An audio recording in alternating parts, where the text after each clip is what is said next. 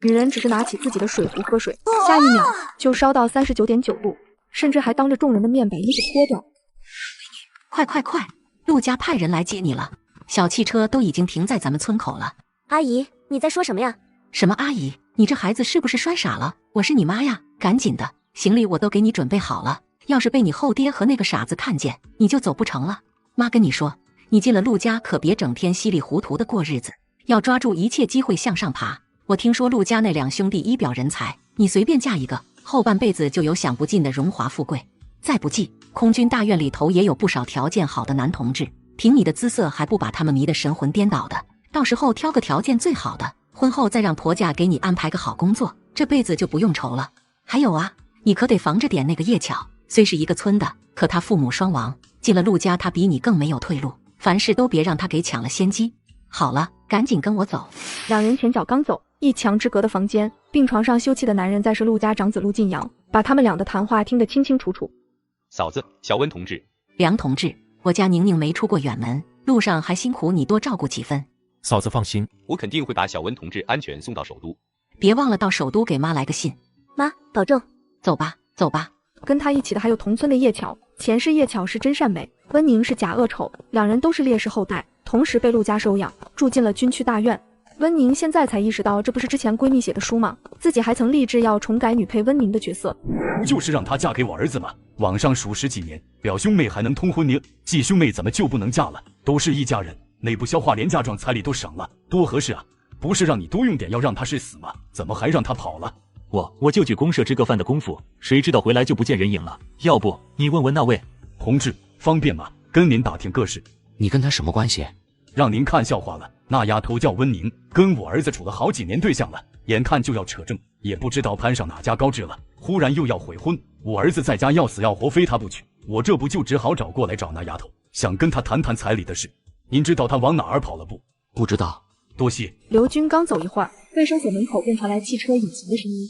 陆队，基地领导让您尽快赶回首都，有紧急任务，我已经买了最近一班回首都的火车票。那走吧，还磨蹭什么？同志，你多大了？工作了没？处对象了吗？去首都是回家还是走亲戚？温宁没搭话，目光暗自打量对面的男人。你别误会，我不是坏人，也没有恶意，我是京市文工团招聘办的主任。我看你外形条件不错，有没有兴趣进文工团？我可以帮你内部推荐，走特招渠道，不用考试。谢谢，我没兴趣。哎呦，妹子，你知道多少人挤破脑袋都进不去文工团，你还不稀罕？每个月不仅有35块的工资呢，衣食住行都不用你自己掏钱，这样的好工作上哪儿找去？这还不算呢，我瞧着你也到相看对象的年纪了吧，长得这么招人，要是能进文工团，就能接触到部队上的军官，到时候嫁个首长啥的大领导，后半辈子都不用愁了。大娘，您家里有闺女吗？文工团的工作这么好，招聘办的主任也在这儿，还不赶紧帮你闺女争取个机会，等她嫁了首长，你就是首长的丈母娘，坐火车也能买张坐票，不至于让你站一路。坐了一下午火车，温宁有些受不住了，他打算起来活动活动。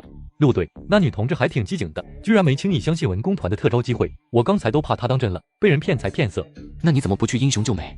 这不人家自己识破了，不需要我出手。不过陆队，你还知道那女同志长得美，我以为你真脸盲呢。陆队，其实我觉得你和那个女同志挺般配的，2人颜值都高，生出来的孩子不知道多好看。要不要考虑一下？孙长征，我倒是不知道你有当媒婆的癖好，是不是很闲？回去后多加点训练量。别，现在训练量已经够保护了，我这不也是关心你吗？咱们处的位置你又不是不清楚，说不定哪天就机毁人亡，总得给家里留个后。像你这次要不是跳伞及时，下次呢，总不会每次都那么侥幸。我这嘴胡说八道。说回正题，我听指导员说了，你的个人问题已经成政治任务了，今年必须要解决。空中文工团的台柱子你看不上，刚才那位女同志你也不入眼，我倒是好奇，陆队你到底喜欢什么样的？看来你还是太闲。之前被冷帅飞行男压迫感十足的视线盯过，这次他学乖了，目不斜视的经过，绝不多看一眼。陆队，这女同志真不一样。你看啊，空中文工团那帮女同志看见你，个个眼神亮晶晶的，这女同志居然对你视而不见，是不是很特别？闭嘴。你去哪儿？温宁拿过桌上自己的水壶，越喝越觉得有点口渴，眼睛还出现重影。妹子，不好，这谁有问题？他牙齿狠狠咬了下舌尖，人也清醒几分。媳妇儿，你别跟我生气了。嫂子，咱们一家人有话好好说，别动不动就闹离家出走，跟我哥回家吧。是啊，有什么话我们回家说，别在车上闹。救命！这伙人是拐卖妇女的人贩子，他不是我丈夫。我媳妇儿跟我闹别扭呢。得，小两口吵架呢？什么人贩子？哪有人贩子敢在火车上抢人的？不，他们在撒谎，他们串通好的，快报警，报公安！眼看离车厢出口只有不到2米的距离，再推一下，温宁就要被带下车。忽然，他眼前瞥见一抹绿，是那个冰山男。老公，快救我！有人贩子要把我绑走！陆晋阳是特战队的飞行员，几乎是温宁出声求救的同一时间，他拨开人群，长腿一跨，到了温宁身边。放开！救我！我中药了！孙长征，下去抓人！热，好热！他意识紊乱，小手在男人身上毫无方向的摸索，他想要解药。别乱动！他是特战队的飞行员，经常会接受各种反间谍训练，身上随时都带着一些必备解药，拿出一片红色药丸喂他吃下。然而温宁也就只清醒了1秒。接下来他垫脚将自己的唇印在男人的薄唇上，男人投怀送抱的女人不要，反而一盆冷水浇女人身上，甚至还把女人对在墙上说：刚刚是你亲我，现在换我来。六队，你在里面吗？门打开，孙长征看到的就是这样一幅男女搂抱在一起的画面。我的个乖乖！我还要什么？孙长征脑子划过无数广播体操的画面。规矩点，人抓到了吗？抓到了，但是对方一口咬定是认错了人。铁路公安想请你过去配合审讯。同志，麻烦照看好他。接下来，在列车员的帮助下，他们3个人换到了同一个车厢，好互相照应。晋阳，忙着呢。在写报告，您坐。报告的事不着急，给你批1周的假，你回家好好休息，等休完假再交报告不迟。我听说你家收养的2个妹妹要回空军大院了，趁休假你也回去见一见。说到这事，陆晋阳就不自觉想到在卫生所听见温家母女的对话，尤其是要跟那个爱慕虚荣的妹妹温宁相处，他做不到。政委，我身体没问题，可以马上投入训练，休假就不用了，假期攒着吧，以后再休也一样。行吧，你决定好就行。对了，月底队里跟空政文工团那边要举办联谊会，你必须参加啊！你都25了，个人问题不允许再拖。丢下话，张政委赶紧背着手走了，生怕听到拒绝的话。陆队，有您的电话。谢谢，我马上过来。喂，我是陆晋阳。哥，咱俩多了2个妹妹的事，你没忘吧？爸妈都说要提早回家，等着迎接2妹妹呢。你什么时候回来？我这周和接下来都有训练任务走不开，就不回去了。啊，你不回来啊？妈还说一家人吃顿饭呢。那你要是不回家，是不是得给2妹妹准备点什么见面礼？我反正打算买2盒雅霜，说是女同志们都爱用这个，到时候一个妹妹送1盒。礼物我也准备了，你帮我拿给他们吧，在我房间书桌下面的第3层抽屉里。钢笔送给叶乔，书就给另一位。好的，大哥，还有什么事要交代吗？没有我就挂了。陆耀，你现在也满18了，男女同志之间相处的分寸要把握好，凡事长点脑子，别被人利用了。挂了。怎么样，你大哥回来吗？大哥还有训练任务，说不回来了。不过他有给2位妹妹准备礼物。也行，那你就帮你大哥转交吧。我回来了，都收拾好了。我把2楼走廊靠里的房间收拾出来了，回头等2孩子到了，再看还缺点什么，一并置办了。也好，这几天辛苦你了。你收养叶乔我没意见，那孩子父母双亡，爷爷奶奶也去世了，无依无靠的确实可怜。但温宁不是还有亲妈和继父，乃我们家算怎么回事？你不是一直想要女儿，嫌那2小子从小太皮，现在一下有2个女儿了，不正好吗？那1个也够了，你非得一下给我认回2个，你名声倒是成全了，累的可是我。还有，别以为我不知道温宁妈什么意思，不就是想让温宁来咱们空院攀高枝吗？还扯什么太漂亮了，乡下没人护得住，我就看看能有多漂亮。好了好了，消气。温宁爸是我手下的兵，为国家牺牲，那我这个当领导的是得多照顾照顾。2人说的话，便听楼下院子有汽车引擎声。哟，梁营长来了，这是叶巧丫头和温宁丫头吧？快进来，快进来。张婶好。丫头，你长得可真俊，那这位就是叶巧丫头了。哎呀，你们前锋村水土真养人，哥哥闺女都生得俊。张婶好，陆叔叔好，秦阿姨好，我是叶巧。秦阿姨您长得好像画报里的明星呀，陆叔叔看着也好年轻。陆叔叔好，秦阿姨好，我是温宁。以后这里就是你们的家，我会代替你们父亲照顾好你们。别站在这儿了，咱们去沙发坐着说话，以后就把这里当你们的家，别拘着。这不是火车上救我的那个男人吗？这是我大儿子陆庆阳，今年25了，是飞行员。今天他们队里要训练，所以赶不回来。旁边那的是我小儿子陆耀，今年刚满18，他在楼上找东西呢，一会儿就下来。温宁有原主的教训，陆家这2兄弟，他一个都不想招惹，只想抱紧陆家的大腿，好好考个大学。秦阿姨，陆叔叔，以前我爸爸写信回来提到过，陆叔叔喜欢吃花生，这是我自己种的花生，带来给您和陆叔叔尝尝。你这孩子有心了。叶巧嘴角轻勾，视线状若无意地瞥了眼旁边的温宁。第一次登门不能空手，这是最基本的礼节。温宁要是这点礼节都没有，那就尴尬了。嘿嘿，陆叔叔，秦阿姨，我们家没种花生，不过我也带了些家乡的土特产给你们尝尝。东西不值钱，但真的很谢谢你们愿意在我困难的时候拉我一把。嗨，你这孩子太客气了，来就来，还带这么多东西干什么？你父亲曾经跟郑国是战友，我们帮你也是应该的。秦阿姨，我妈从小就教我，人要懂得感恩，知恩图报。这点东西比起你们把我从水深火热里救出来，真的不算什么。你放心，有我和你陆叔叔在，没人敢逼迫你嫁人。温宁乖乖悄悄的点头。妈，陆耀，还不快把礼物给妹妹们？你们好，我是陆耀，以后就是你们二哥了。放心，以后在大院里我罩着你们。对了，这是我送你们的礼物，听说你们女孩子都喜欢这个。谢谢二哥，让你破费了，我还从来没用过雪花膏呢。谢谢二哥。不客气。对了，我大哥也给你们准备了礼物。这礼物会不会太贵重了些？我不能要，还是大哥自己留着用吧，我平时用炭笔就行。叶巧妹妹，你就收下吧，我大哥在部队经常被表彰，回奖品都是钢笔，一个人根本用不过来，我那儿还有好几支他给的钢笔呢。这样啊。温宁妹妹，给大哥，这书还包了书皮，是不是什么珍藏版作品？宁宁，你快打开看看。那小子成天看的都是跟飞机相关的书，以为女同志也喜欢看，还不如送点实用的东西。这是你大哥部队上课的书，你是不是拿错了？我没拿错，大哥说了要送书给温宁妹妹，他抽屉里就这一本。我倒是要去问问那小子到底什么意思。兴许是进洋气混了，要送温宁的不是这本书，你先别着急兴师问罪。陆叔叔，秦阿姨，陆大哥送这本书给我，一定是想鼓励我，不管我遇到什么困境，都要坚信党和人民的力量，一切阴谋中被粉碎。你们别误会他的心意。哈哈，应该是的。来，先吃饭吧。吃过饭后，你给人家温宁送的书是什么意思？没什么意思啊，给他提升思想境界而已。爸，你难道真看不出来温宁来我们家是为了什么？陆晋阳同志，手段不要使错了地方。亏你还是个军人，做事要讲证据，做人更是格局和眼界要放大些，不要被个人情绪影响了判断。我相信我自己的判断。你的判断也不是100%准确，这几天你必须抽空回家一趟。你能认这种人当干女儿，还其乐融融的生活在一起？我做不到，我不想跟这种虚荣势利的女人在一起生活，更不想当她什么哥哥。你什么虚荣势利？你这叫偏见，上来就给人家扣帽子。我今天见了温宁那孩子，倒觉得她是个挺单纯朴素的女同志。反正这段时间我不会回家，您最好看好陆耀，她刚成年，才是真的单纯，别到时候被人赖上了，干女儿变儿媳妇了，让人笑话。行啊，你不回家那就待在基地好好训练，至于你弟就不用你操心了，人家温宁还不一定看得上他。男人只是睡了一会觉，醒来时却发现一片白色粘液，甚至液体里还带着一些黄色物体。闻了一下，那个酸爽的味道，隔夜饭都要喷出来了。陆队洁癖这么严重啊？大半夜还起来洗床单？滚回去睡觉。自从火车上邂逅的那个女孩，她从此就像变了一个人似的。次日，秦阿姨本想带着2个女孩买衣服，但医院里临时有事，便让她们2个自己去买。2个女孩在商店里挑选着，突然叶巧闹肚子跑去蹲厕所，却听到了隔壁男厕所传来的对话。刚才进友谊商店那2妞真不错，尤其是穿紫色衣服的那个，那脸那身材，真让老子心痒难耐。啧啧，不知道睡起来什么感觉？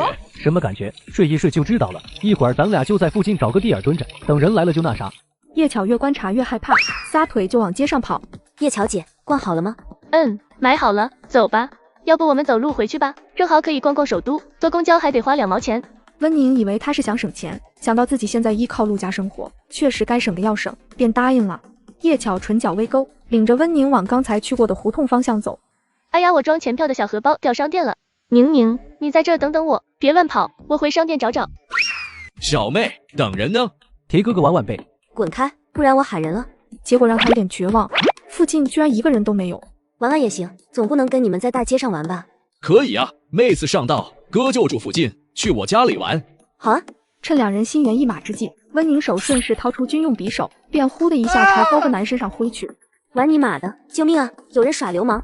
臭婊子，敢玩老子，看老子不收拾你！救命啊！有人耍流氓，杀人了！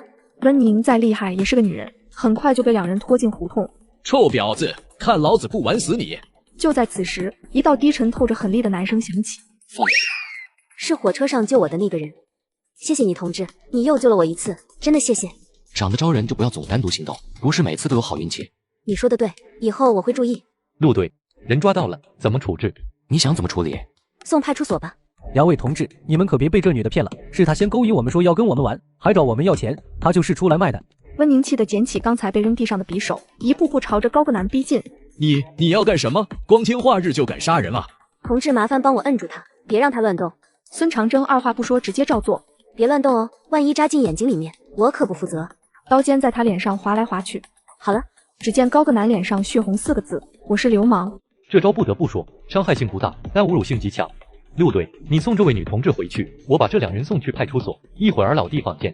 同志，今天真的很感谢你，算起来你救了我2次。等会儿你跟刚才那位同志有时间吗？我想请你们吃个饭，不过在这之前，我得先去友谊商店找一下我朋友，他今天跟我一块出来的。走吧。姑娘，原来你今天买衣服是要和你对象见面呀？哎呦，你对象长得可真帅，还是部队军官呢？您误会了，他不是我对象。对了，跟您打听个事，您看到今天跟我一起来逛商店的那个女同志了吗？她东西忘在商店说回来拿，但是我没找见她人。哦，你说那位女同志啊，我见过啊，她本来跟你一起走了吗？后来又回来逛了好一阵儿，试了2件衣服才走的。听到这话，温宁的脸色一下不太好。确定你们是朋友？可能是他有什么事先回去了吧，我们走吧。同志，我们现在去跟你朋友会合吧，再一起去国营饭店。你脚受伤了，先去医院。我没事儿，就是扭了一下，回去抹点跌打损伤的药酒就好了。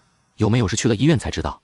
他居然弯下腰来把他抱了起来。那个，我们这样会不会被抓呀？其实人我也能走。我不喜欢浪费时间。如果我们要被联防队的人盘问，我就说你是见义勇为。随你。呀，这是带对象来看病呢。黄叔，他脚扭伤了，您帮忙看看。黄叔，丫头，我给你瞧瞧。黄叔以前是军区医院退休的骨科医生，学的是中医，尤其擅长跌打损伤治疗。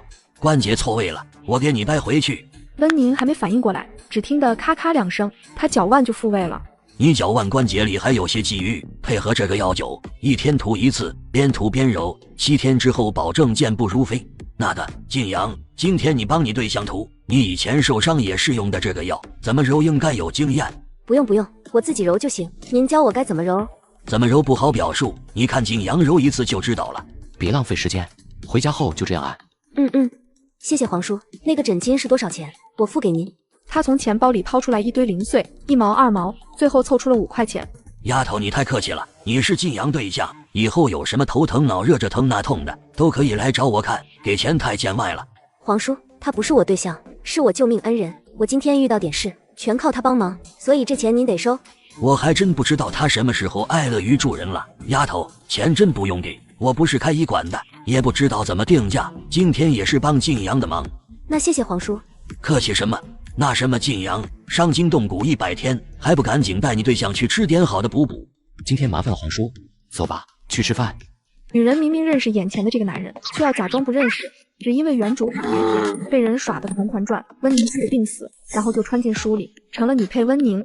陆队，人送派出所了，那2人就是2流子，没有单位，长期在商店那片胡同混。公安已经盯2人好久了，但之前的受害者碍于名声和各种原因，没敢站出来作证。这次倒是有人证，判个10年20年的没啥问题。今天真的谢谢你们，想吃什么随便点。同志，都2次见面了，还不知道你叫什么名字？我叫宁宁，你们呢？他叫陆晋阳，是我们特战飞行队的队长。原来你们是飞行员啊，好厉害。还好，我们陆队是挺厉害的，我嘛还没摸过飞机操纵杆呢，只能算半个飞行员。那也很厉害。对了，宁同志，你刚才没受伤吧？我没事，就是扭了一下脚。陆同志已经带我去看了医生。你们去找黄叔看的病，他从来不愿意带女同志去看黄叔，这次居然去找黄叔看病了，嗨，有情况。吃饭。陆同志，孙同志，平时训练应该很辛苦吧？你们多吃些，今天真的是很感激你们，要不是你们路过，我现在肯定不会平平安安的坐在这里吃下饭。宁同志，你确实该感谢陆队，要不是他休假不回家，非叫我一起去商店给同事买新婚礼物，我们还真不会往那片胡同去。吃饭还堵不上你的嘴。实话实说嘛，你看，你和宁同志就是天赐的缘分，注定有段英雄救美的故事。休假不回家，呵呵呵。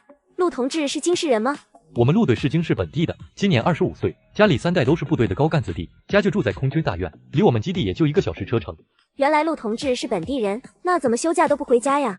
哎，你不知道宁同志，陆队家里多了2个收养的妹妹，他这人一向不爱搭理女同志，准是嫌家里女人多烦，所以才在部队躲清静。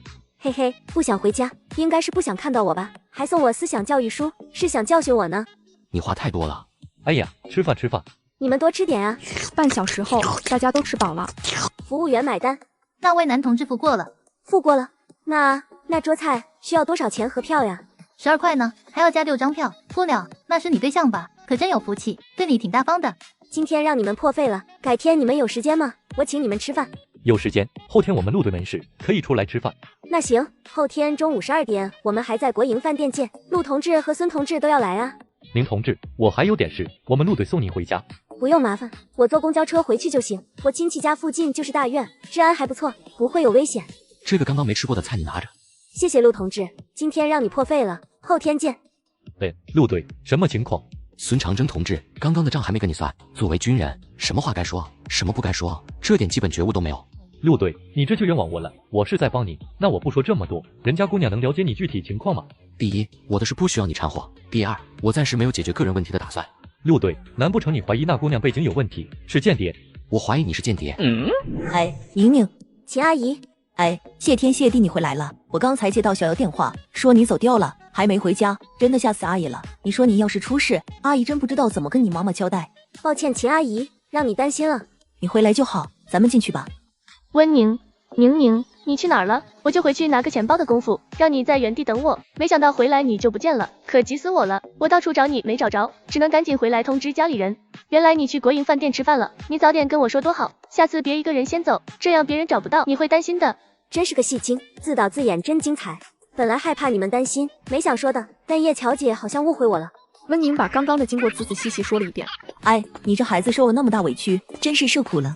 温宁妹妹别哭，该死的流氓，要是被我抓住，肯定胖揍一顿。我没事，姐，得救后我去商店找你。售货员说你拿完钱包还在那里逛了半天才走，你为什么不早点回来找我呀？明知道我在原地等你，你还把我一个人丢在那里，差点就……宁，对不起，都怪我，都是我不好。我以为只是买2件衣服的功夫，没想到你会碰上流氓，对不起宁。紧接着，咚的一声，他直接跪在温宁面前，痛哭流涕的忏悔。小叶，你这是干什么呀？快起来！好在小温没出事，小叶你也不是故意把他一个人丢下，这次就当你们俩都长了个教训。次日，叶巧正准备要拿衣服去商店退掉，顺便跑了趟厕所。奇怪，我衣服呢？张婶，你怎么把我衣服给洗了呀？这是我一会儿要去友谊商店退换的衣服，你洗了我还怎么换呀？叶丫头，你要是新衣服，干嘛放脏衣盆里？而且我哪里知道这是你衣服，还是要拿回去换的新衣服。我明明放沙发上的，没放脏衣盆。这衣服不好好的吗？叶丫头，要我说你别换了，我给你洗了，晾干后你正好可以穿呀。你看这布料多好呀，款式也稳重，穿个5年10年的都不会过时。叶巧一脸无语，温宁在一旁听着叶巧和张婶的对话，悄悄勾起唇角。没错，衣服是他放的，因为他知道昨天就是叶巧故意整他的，今天也要给他一点教训。转眼第3天到了，今天温宁请陆晋阳吃饭。晋阳，你在啊？正好，今天王参谋长的女儿到基地了，她是咱们基地医务室新聘的医生，你带着她转转，熟悉一下环境。抱歉，我今天有事要外出一趟，可以让队里其他同志带她参观。那你带她去外面转转也行，你们年轻人有共同话题。原来这是张正寄给陆队的变相相亲啊，哈哈。人家女同志是护士医科大毕业的，带她的导师是护士军区医院的外科一把手。本来人家毕业要去军区医院上班，看在她今天王参谋长的份上，才考虑来咱们特飞队的医务室工作。你也不想基地失去这么个人才吧？既然不想来基地，强留也留不住。留不留得住还不取决于你，反正人家女同志已经在你宿舍楼下等着了。之前看过你照片，也知道今天是你接待她。你要不愿意就自己去跟王参谋长说，我还有工作要处理，先走了。陆队，现在怎么办？孙同志，我运车坐不了后面。没事，你坐。他安全带还没系好，陆晋阳已经一脚油门踩下去，车子轰的一声往前冲。王同志，你没事吧？我没事。王同志，你别介意啊，我们陆队平时开战斗机习惯了，乍一开车可能没适应过来。你好点了吗？好点了就进去吧。我没事了，走吧。陆同志，宁同志，孙同志今天不来吗？宁同志。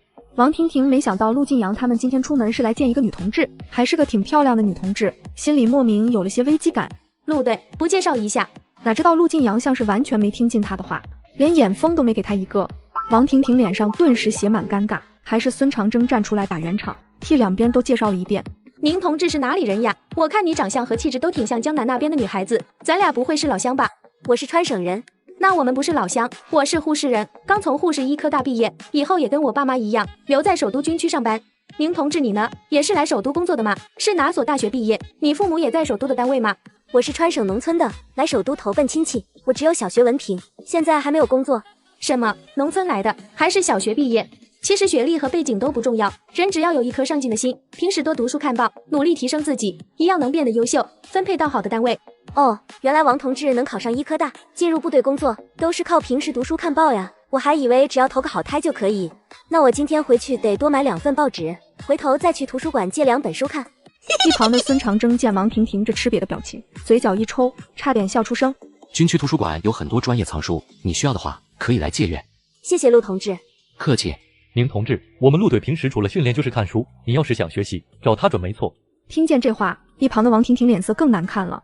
家里亲戚为了感谢你们做了2个菜，这个是酸辣柠檬虾，那个是捞汁花蛤和螃蟹，你们尝尝看。不过就是有点微辣，不知道你们吃不吃得惯。宁同志，你手怎么受伤了？处理虾和螃蟹的时候不小心划伤了，我皮肤就这样，稍微有个小磕小碰，看着就特明显，其实没什么大碍。都行，你们不能吃这种腌制的生鲜类食物，可能带有寄生虫，会对身体造成不可预知的伤害。还有这2个菜看起来太辛辣，会对肠胃造成刺激。你们是飞行员，随时可能出任务，万一身体出问题，后果不可设想。王同志，吃个虾而已，不会出什么事吧？而且我平时也会吃点辣，肠胃没那么脆弱。出事的话那就晚了。我实习的时候就碰到过有军人同志在野外出任务的时候喝了山泉流下来的水，最后全身肿胀送到医院。山泉水看起来清澈见底，其实里面有许多寄生虫的虫卵合进身体里，寄生虫在身体内发育成长，危及人体器官。我们职业特殊，确实应该时刻注意。听到这话，王婷婷得意地看了眼温宁。这个海鲜是煮熟晾凉之后才腌制的，但确实是我考虑的不周到，忘了你们是飞行员，需要注意饮食安全。为了保险起见，你们还是别吃了。哎，是我们没有口福。你别说，自从进特飞队之后，我都好久没随便大口吃肉喝酒了。每次去食堂吃的都是专门的营养餐，营养是营养，就是没什么味道。温宁同情地看了他一眼，自顾自地吃着。我去洗手。温宁手上也沾了点汁，索性起身跟着过去。2人并排站在水池边，温宁先给手心抹了点肥皂，仔仔细细的搓揉，一边揉一边视线忍不住往陆晋阳那边瞥。他情不自禁地抓过他的手，拿到自己面前翻来翻去的研究。温宁便忍不住好奇地仰着小脸看他。陆晋阳微微低头，黑眸便对上温宁那张凝脂般的脸蛋，明明是妩媚的长相，却有着清纯甜美的眼神，就这么迷蒙水灵地望着他。嫣红的唇微微张合，纤白柔软的指尖在他手掌划来划去，好像在研究什么宝物一般，活脱脱一只勾人摄魄的妖精。回去吃饭。看到陆晋阳大步离开的背影，温宁才后知后觉，他刚才抓手的动作有点太出格了。同志，你对象已经付过钱了。上次是陆晋阳付，这次又被孙长征抢着付钱，这救命之情到底什么时候才能还完啊？他不是我对象。陆队，我想去友谊商店逛逛，添点东西，这次来首都好多行李都没带。宁同志要不要一起去？宁同志，一起吧，吃完饭正好去消消食。我们2个大男人不懂买东西，你们女同志可以互相参谋一下。同志，你那个单位的呀，买这么多衣服？我是军医。你是干部子女吧？我爸妈都在军区工作，我爸是参谋长，我妈是文工团的。同志，这条红色连衣裙是港道的新款，听说港城的大歌星也穿这款。你皮肤白，长得又漂亮，穿这条肯定好看，要不要试试？不用了，谢谢。给我试试。陆同志，你不喜欢逛商店？你想听实话还是客套话？当然是实话。实话就是没有哪个女人不爱逛衣服，除非她穷。走吧，王同志该试完衣服了。陆队，你觉得我穿这个好看吗？看不出来。孙同志，你觉得好看吗？还行吧。同志，这条裙子帮我拿一条没事穿过的。同志，您的裙子。哟，同志，你对象对你可真好，这么贵的裙子眼都不眨一下就给你买了，你可别跟他置气了。听到这话，王婷婷一愣，随即脸上就花开一样的笑起来，心到陆晋阳面上对她冷冰冰的，其实还是在意她的吧。我就说嘛，我有家境有学历还长得好看，怎么会被一个只有长相出重点的农村丫头给比下去？结果下一秒就见到陆晋阳把手里拎着的袋子给了温宁。拿着。无功不受禄，这我不能要。不要就帮我扔了。最后温宁还是收下了。谢谢。王婷婷脸上的笑容瞬间消失了。坐699到终点站，下车后就有回基地的班车。你要我自己坐公交车回去？不然呢？你不送我，你不是开车出来的吗？我一个人人生地不熟，万一回去遇到危险怎么办？王同志，这样吧，我跟你一起坐公交回基地。那陆队呢？陆队还有事。什么事？你以为你是谁？我的行程用得着跟你汇报？陆晋阳，你怎么能对我这个态度？就不怕我回家告诉我爸？我爸可就我这一个女儿，绝对不会让我受一点委屈。左左，你对面那位的亲爹可是管全国军区的，你爸一个特飞队的参谋长算啥？你爸是参谋长，那还管不着我？我爸管不着你，那你单独跟女同志在一起，跟组织打过报告吗？我看这个女同志长相气质压根不像是农村的，万一是敌特分子，你担得起这个责任吗？王同志，我好端端一个无产阶级，祖上3代皮农，我爸还当过兵，你怎么能冤枉我是敌特呢？倒是你，买个衣服就花几百块，一副小布尔乔亚做派，该不会才是混进组织里，想要搞内部腐蚀的迪特吧？而且你爸参谋长1年工资才多少钱？你一天就花了他大半年的工资，这些钱经得起细查吗？你好了，王同志，您要再不走，那我也不送了。我还打算去看场电影呢。6队，我是去不了了，你和宁同志帮我用了吧，别浪费啊。看电影吗？几点的电影呀？2点半，还有半个小时放映，现在过去刚好。那走吧，陪他看场电影，就当还刚才他送衣服的人情。上车。一路上，车子开得四平八稳，一点颠簸都没有，跟来时候尘土飞扬的速度完全天壤之别。他的确很有魅力，难怪原主被迷得五迷三道的。在想什么？没什么。你想找工作？对啊。想找什么样的工作？我听说文工团在招考，想去试试。文工团要经常去全国各地的军区演出，很多军区都驻扎在偏远山区，气候和地理条件都很恶劣。我不考文艺兵，我想考文职。文职对学历有要求，至少要初中毕业。所有的职位都是这样要求吗？文职都是这个要求。喂，原主的小学文凭，难不成要进厂当女工？算了，跟文工团是无缘了。我可以帮你问问别的工作。那谢谢了。两人说着话，电影院到了。在电影院的时候发生了一个小插曲，出来时便多了一个人。这是你对象吧？你们俩可真般配，像电影画报上的男女主角。不是，他是我救命恩人。现在不是，以后就是了。不可能，绝对不可能。虽然温宁声音小得跟蚊子似的，可他还是听见了。就那么笃定吗？陆晋阳冷着脸加快了脚下的步伐，走到停车的地方。陆同志，能不能顺带送我们去文工团呀？不顺路。车子嗖的一下开出去。吃炸药了。宁同志，你别看招考条件那么严格，那都是给普通人设的门槛，凭你的身段和长相，完全可以走特招渠道。还真有特招渠道呀？真有。负责特招的老师一般都全国各地的跑，在各个地方文工团盯着，就是为了挖到好苗子。你运气不错，我们团负责特招的老师这几天刚好在首都，要不这样吧，我帮你引荐。老师，给您推荐位好苗子，这位是宁同志，他想报考文工团。杜春梅看向温宁，像发现什么宝藏似的目光，把温宁从头到脚仔仔细细打量了一遍。姑娘，下腰会吗？试试。温宁点点头，他从小就学跳舞，完全是他妈为了让他练形体逼着他去。后来高中学习忙就中断了，但从小打的舞蹈底子还在。不错。劈叉会吗？来一个。横劈还是竖劈？来个横劈吧。腰软腿软，柔韧度拉满。同志，我自我介绍一下，我叫杜春梅，是文工团招聘科的主任。你的条件非常优秀，是天生的艺术苗子。我代表我们首都空政文工团诚挚的邀请你加入。谢谢杜主任赏识，不过我恐怕要辜负您的期望了。啊？怎么了？虽然我挺喜欢跳舞的，但我腰受过伤，医生说我不能用腰过度，尤其不能长时间做高难度动作，所以杜主任。哎呀，这可真是。杜主任，我听说咱们宣传科的苗苗回去结婚生孩子了，马上还要随军去北疆，她丈夫调令都下来了，正好苗苗的位置空出来。宁同志虽然不能跳舞，但是对舞蹈应该挺了解的，搞宣传工作应该可以的吧？最近确实空出了一个宣传干事的职位，可任职要求不低。会画画吗？还有你文笔怎么样？能写文章吗？有没有在报刊上发表过的作品？我会画画，简笔画、国画都没问题，文笔也不错。在乡下的时候，经常帮公社书记写各种通知。至于作品，我最近才来首都投奔亲戚，以前一直住乡下，买不起报纸看，所以也没什么机会在报刊上投稿。你是农村人？不瞒你说，团里有几个文艺兵也因为身体原因无法继续排练，都想着转岗到宣传口来，可位置就这么一个。为了公平起见，上头刚开会决定，这个职位也要公开招考，这2天就会发布招考公告，你自己关注着点。谢谢杜主任指点，我会努力考上的。以前这个职位还没有到公开的程度就被内部消化了，这是第一次招考，团里很看重真才实学，尤其是笔杆子功夫。我建议你今天回去就买点报刊杂志，看看能不能投稿发表，到时候能加不少分。谢谢杜主任。行了，等你考上了再谢也不迟，天也不早了，赶紧回家吧。杜主任再见。温宁妹妹，你在干什么呢？我学习呢。上次大哥不是送了我一本思想教育的书吗？我认真读完了，这不开始读书看报，提升思想觉悟吗？你学这些有什么用？还是把心思用到找对象上面吧，别忘了你妈把你送到这里的原因。我知道了，叶乔姐。飞行大队，陆晋阳躺在床上，心里还有余火在燃烧，强迫自己清空大脑，进入了梦乡。可温宁那楚楚动人的模样又出现在他的梦里，这一次陆晋阳又要洗床单了。陆家今天有客人来访。小温，你也来得正好，过来坐。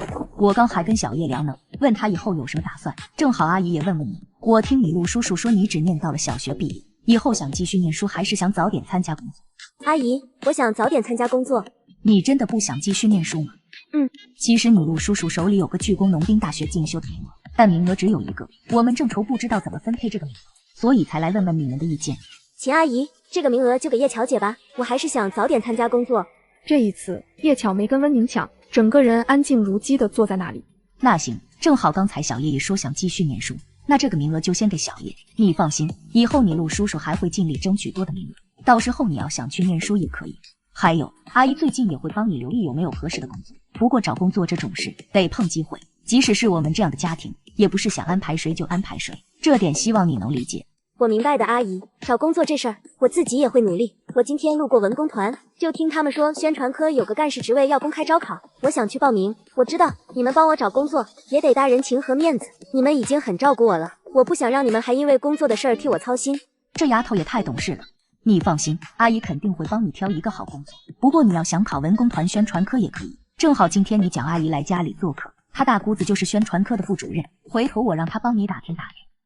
说曹操到，蒋敬母女就来了。秦阿姨，快过来坐。秦阿姨，今天周末晋阳哥回来了吗？没呢，那小子最近都待在基地。周怡面上闪过一丝失落。秦岚向两人介绍了温宁和叶巧。没想到这两人长得倒完全不像是乡下的，尤其那个姓温的，那长相整个大院都挑不出一个来。也不知道秦岚是给自个儿认闺女，还是挑儿媳妇。大院都传遍了，说你有福气，认了两个长得特漂亮懂事的干闺女，今个儿一强，还真是这样。怎么样，养女儿的感觉不错吧？秦岚笑着附和。周怡知道陆家要认两个干女儿，心里就挺膈应的，因为她打小就喜欢陆晋阳。阿季，听说文工团宣传科有个干事的职位空缺，要公开招考，我们家小温想去试试。你大姑子不正好就是宣传科的吗？能不能帮忙打听一下，帮孩子给画画考试重点？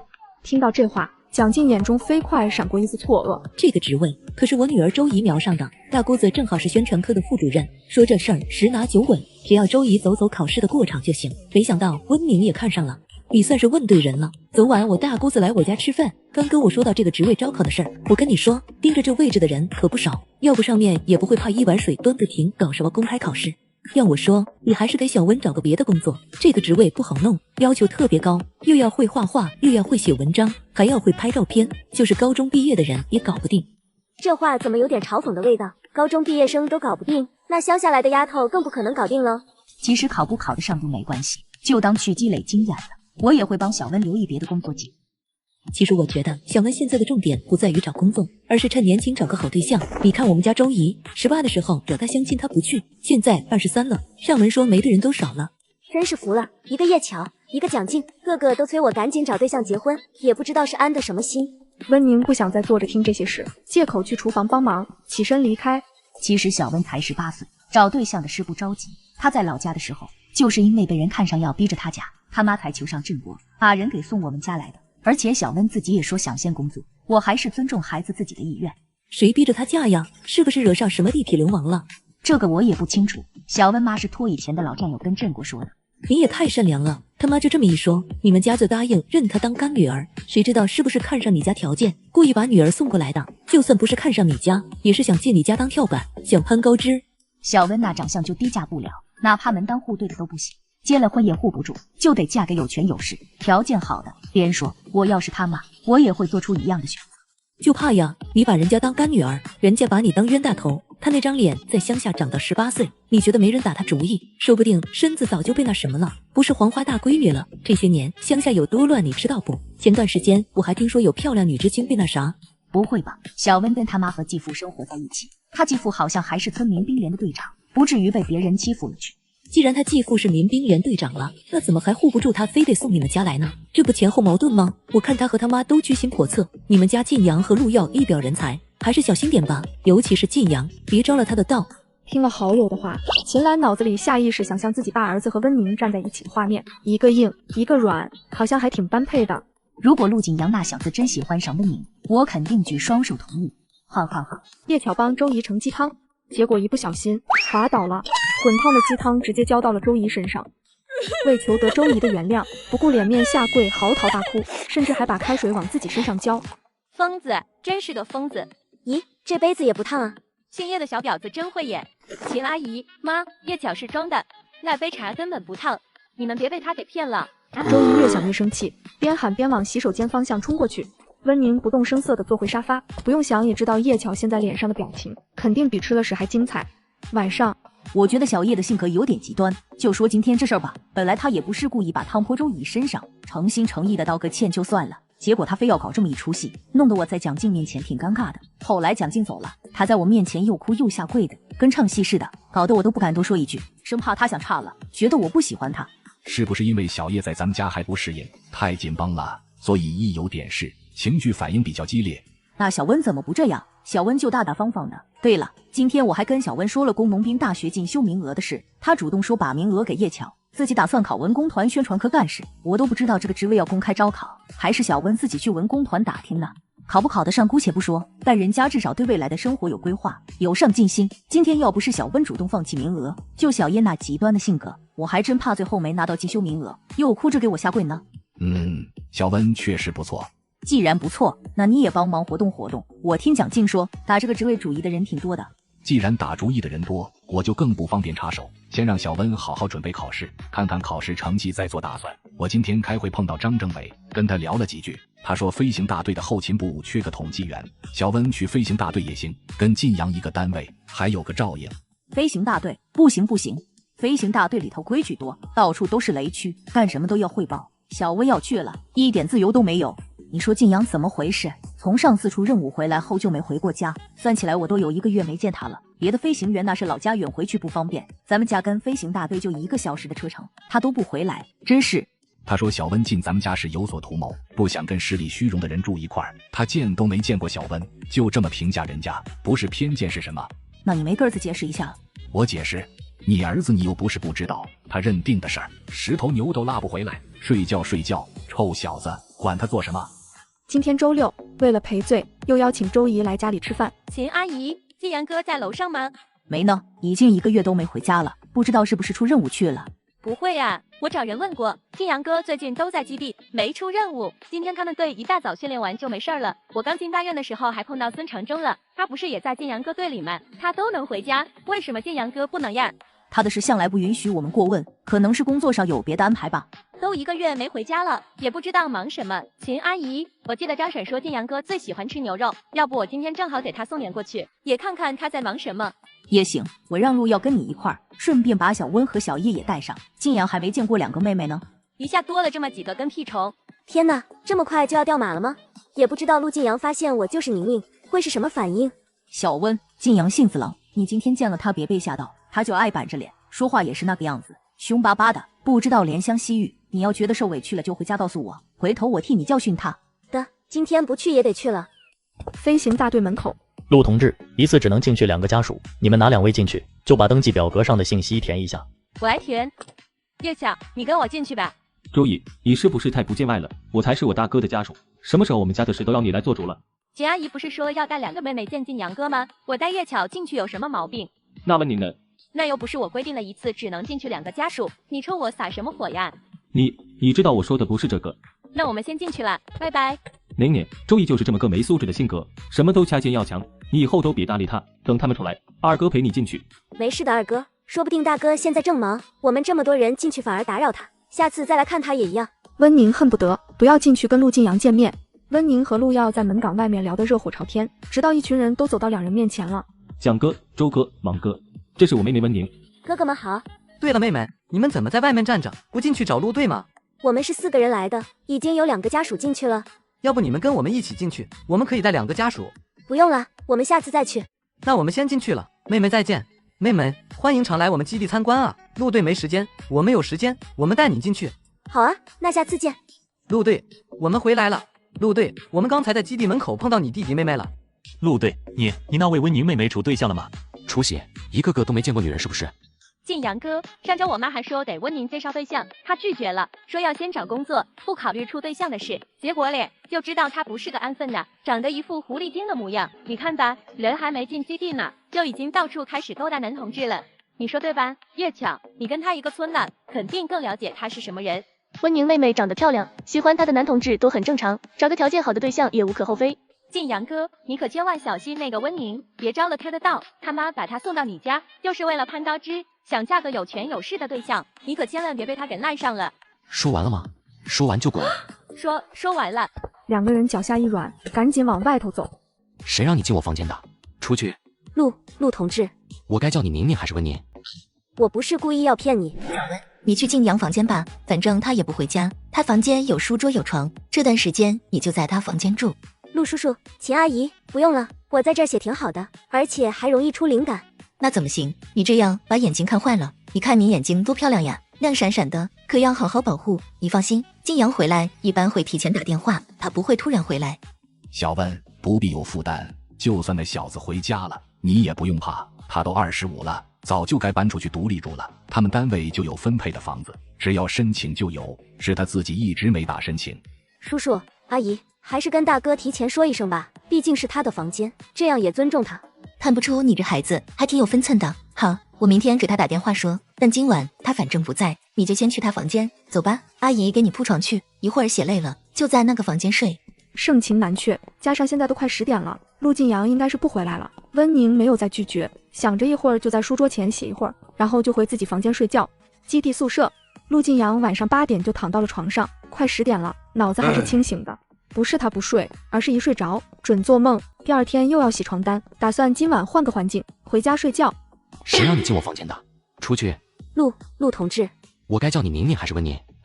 我不是故意要骗你，我也是到你家后看到墙上的照片才知道你的身份。你送的那本思想教育书我有好好学习，也明白你送我书的意思，所以第二次见面我没敢告诉你我的真名，我怕惹你不开心。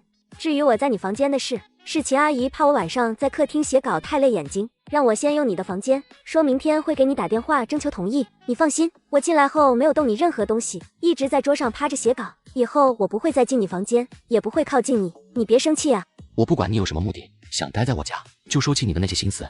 陆同志，我不知道为什么你对我总有莫名的敌意，但是请你放心，我对你没有任何想法，我不会赖上你，更不会死皮赖脸的要嫁给你。说完，温宁看也不看他一眼，转身进了自己房间。这个还你，我没穿过，还是新的。还有，这是你请我吃饭的饭钱，不过这里只有8块，剩下的等我上班发了工资再还给你。这本书也还你，我看完了，还从头到尾抄写了一遍，以后会每天打开背诵，铭记于心。还完东西，温宁毫不停留的转身，迈着步子回了房间。第二天早上，静阳，你怎么在家？什么时候回来的？昨晚上回来的，太晚了，就没跟你们打招呼。大哥，哎呀，早知道你回来，我就该让小温留在家把早餐吃了再走，正好给你俩介绍介绍。阿姨，温宁妹妹去哪里了呀？她呀，一大早就出门了，说是去文工团报名考试。本来我说找个人给她报名，不用麻烦跑一趟，这孩子怕给我添麻烦，非要自己亲自去。静阳，你开车回来了吗？那正好，一会儿吃完饭你就开车去文工团接小温。陆耀，你陪你哥一起去。大哥，我在家也没事，可以一起去接温宁妹妹吗？温宁今天还跟陆耀有约，陆耀要带他和朋友去郊游，为了避开叶巧，两人便约好在外面碰面，在一起跟朋友会合。不一会儿，就看见远处驶过来一辆吉普车，驾驶座居然是陆晋阳，副驾坐着叶巧。温宁扭过头，假装没看见，而陆晋阳隔着老远就瞧见了那抹倩影，那娇俏踮脚的样儿。他直接把车子停到了温宁面前，上车，送你回家。谢谢啊，但我今天还有事，先不回去了。宁宁，上车。温宁今早上很早出门，一是避陆晋阳，二就是避叶巧，没想到现在又凑一堆了。大哥，那个前面能停一下吗？我要下车。你不回家？我跟朋友还有事。对了，宁宁也跟我一块儿，她正好找我朋友问点事儿。二哥和温宁妹妹最近总待在一块儿，神神秘秘的，也不知道在干什么。晋阳，中午留在家吃饭吗？想吃什么菜，婶子给你做。随意吧，做什么都行。我先上楼了。那行，中午我就包饺子，只有我们3个人在家吃。陆耀不回家？对，刚才小耀打电话回来，说他跟小温今天中午和晚上都不在家吃，让我别做他们的饭。陆晋阳神情了然地嗯了声，转身上楼，脸色越发冷沉，满脑子都是昨晚那个女人还他东西时候那倔强的小眼神，好似他给他受了天大的委屈似的。可明明撒谎的人是他，居心叵测的人也是他。回到大院，已经是傍晚。去哪了？大哥，早上不是故意骗你的，我和宁宁跟朋友去西山风水库野炊了。进去吧。温同志，等等。怎么了，严同志？这个借你，你不是说想拍一个摄影作品集吗？等你拍完了，我帮你把照片都洗出来。不用了，我要拍的照片已经拍完了，相机挺贵重的，你好好收着吧。那你明天有空吗？我们一起去把照片洗出来。好呀，明天几点？上午10点行吗？好呀。那明天见。明天见。谁知一转身就撞进了身后某人的视线，幽冷黑沉，就那么直勾勾地盯着他。就那么讨厌我吗？温宁小嘴一瘪，一股男人的酸涩忽然就从鼻腔窜到了眼眶，眼眶微红。他拼命咬着嘴唇，强压下那股酸涩。第二天，温宁又是一大早就出门了，宁愿出去游荡，也不想在家碰到陆晋阳。哎，晋阳，你去哪儿？可惜话音刚落，儿子人影就消失在了门口。他开着车出门，在街上转了一圈，附近的几个照相馆都逛遍了，也没看到想看的人。晋阳，什么风把你吹来了？帮我搞个东西。什么东西？是你陆大少爷弄不到的。周正家是外交系统的，相当于是70年代的代购。帮我弄台单反相机。还真巧了，我手里刚好就有一台刚从美国带回来的单反相机。不一会儿从里头出来，手里捧着个方方正正的黑色尼龙包。给最新款的奥林巴斯单反相机，哈哈，我舅舅刚从美国带回来的，本来说给我当生日礼物的，全新的我还没打开。反正我不爱拍照，对摄影是一窍不通，留在我手里也是浪费。多少钱？周正比了5个手指，给了个友情价500块。我说陆大少爷，你什么时候开始倒腾相机了？以前也没听过你喜欢摄影呀。谢了，改天请你吃饭。哥，你买相机了？你拿去放好，以后拍照方便，不用去照相馆了。家里人没一个懂摄影的，好像昨天严卫国还跟宁宁道谢来着，说谢谢他教他，所以家里只有宁宁会拍照。然后大哥今天就买了台相机，不对劲，很不对劲。就你这样的水平，到底是哪里来的自信去报考宣传科的职位？难道说真跟传闻一样，你大姑会给你开后门？你已经被内定了？周宁已经完全被温宁激怒的龇牙咧嘴。小温，文工团的考试你报名了吗？考试时间是不是快到了？我已经交了报名表，考试时间是下周1。那挺快的了，你就随便考，考试结果别放在心上。那个职位要求太多，实际工作内容也是又多又杂，回头让你陆叔叔帮你挑个合适的工作。还有，最近你出门，别管谁跟你说什么，一律别搭理就对了。秦阿姨，是有人因为我要报考文工团，这是在背后说什么了吗？没有，你别多想，好好准备考试。温宁敏锐地看向陆耀。哈哈，明明也不知道是哪个大嘴巴，把你要报考文工团宣传科干事的事儿在大院里大肆宣扬。今天我出去打球，碰到有人在背后嚼舌根，说你考试就是走个过程。实际上我爸早帮你把后门走好了。这些嚼舌根的人也是不长脑子，听风就是雨。我爸要真愿意走后门，早把我的工作给解决了，何至于天天看我在家不顺眼？知道我要考文工团的人，除了陆家人就是蒋家母女。陆家人不可能传这种谣言，那就是蒋静母女传的。为了周姨没有对手，出此烂招阻止我考进文工团。陆振国身居高位，周围盯着他的人何其多，走后门这事无异于给对家送了个把柄。所以陆家为了自证清白，只有2个办法：一是不让他参加考试，2是不为他走后门。所以他怕陆家受影响，想直接选择放弃。温宁能想到的事，秦岚自然也想到了，他吃惊又感动。小温，阿姨刚才跟你说那些话，不是想让你放弃考试，而是怕你出门听到那些谣言心里多想。我和你陆叔叔什么大风大浪没见过，这点谣言还真不至于影响到我们。你别不信，我一点没跟你客套。走后门这事儿在大院不是什么秘密，走后门的人多了，哪家没个走后门呢？只是大家心知肚明，没挑到明面上罢了。别人想用这事儿拿捏我们，先得看看自己屁股干不干净。何况你考试的事，我们根本没走任何后门。考试你继续去考，你没考上是一回事，你要因为我们放弃考试，那我跟你陆叔叔就真过意不去了。哎，明明，咱考不考得上另说，凭什么要因为那些人的谣言就放弃考试机会？好，咱必须去考。什么必须考？陆耀立刻把事情跟自己亲爹讲了一遍。还没考试就传出这些谣言，不就是想逼小温放弃考试？可不是吗？小文刚才还说不参加考试了，那怎么行呢？这不正好如了背后传谣言那些人的心意？小温，不用管谣言，你继续去参加考试。这次考试我也会关注，我倒要看看是谁在后面搅风搅雨，把手伸到我们陆家来。好，陆叔叔，我会继续参加考试。叶巧全程都端着碗在一旁默不作声，他一开始是怕温宁不参加考试会回过头跟他争攻农兵大学的名额，但后来看着陆家人个个力挺温宁，劝温宁继续考试，他心头又不是滋味。你说蒋进这人怎么这样啊？不就是周姨跟晋阳没处成对象吗？至于在外头造我们家的谣吗？还把小温也扯进来，说我们家帮小温走后门是蒋进造的谣。对呀，除了他还有谁？小温要报考文工团的事，知道的没几个。上周蒋进和周姨来我们家吃饭，我想着蒋进大姑子正好就在宣传科，就跟他提了一嘴这事，让他帮忙打听一下考试情况，也不是说要走后门，就问问怎么个考法。他当时也没说要帮忙，还反过头劝说小温别去报名，说这个职位盯着的人多。后来还劝我早点给小温介绍对象，把人家出许，怕小温拿晋阳的主意。现在回头想想他那些话，好像挺不希望小温去考试，也不想小温能被晋阳看上。以前让你跟蒋敬少走动，你还总觉得我对他有偏见，说你们是手帕交，从小玩到大，现在知道了吧？他这个人一看就心眼多，教出来的女儿简直一模一样。你当我为什么不同意你撮合周怡和晋阳，更不同意你认周怡当干女儿？你跟这样的人结亲家，就相当于在家埋了颗定时炸弹，随时有爆炸的可能。也不是我非要撮合周怡和晋阳，还不是蒋劲天天在我跟前使劲儿，几十年的交情了，那我也不能直接拒绝啊。还有认干亲家的事儿，你不同意之后，我不就回绝他了吗？因为这事儿他还跟我别扭了好久。行了，你别跟我翻旧账，咱们现在再说小温的事儿。小温要是没考上，谣言自然不用担心，但万一要是考上了，到时候怎么办？总不能让小温顶着走后门的帽子去上班。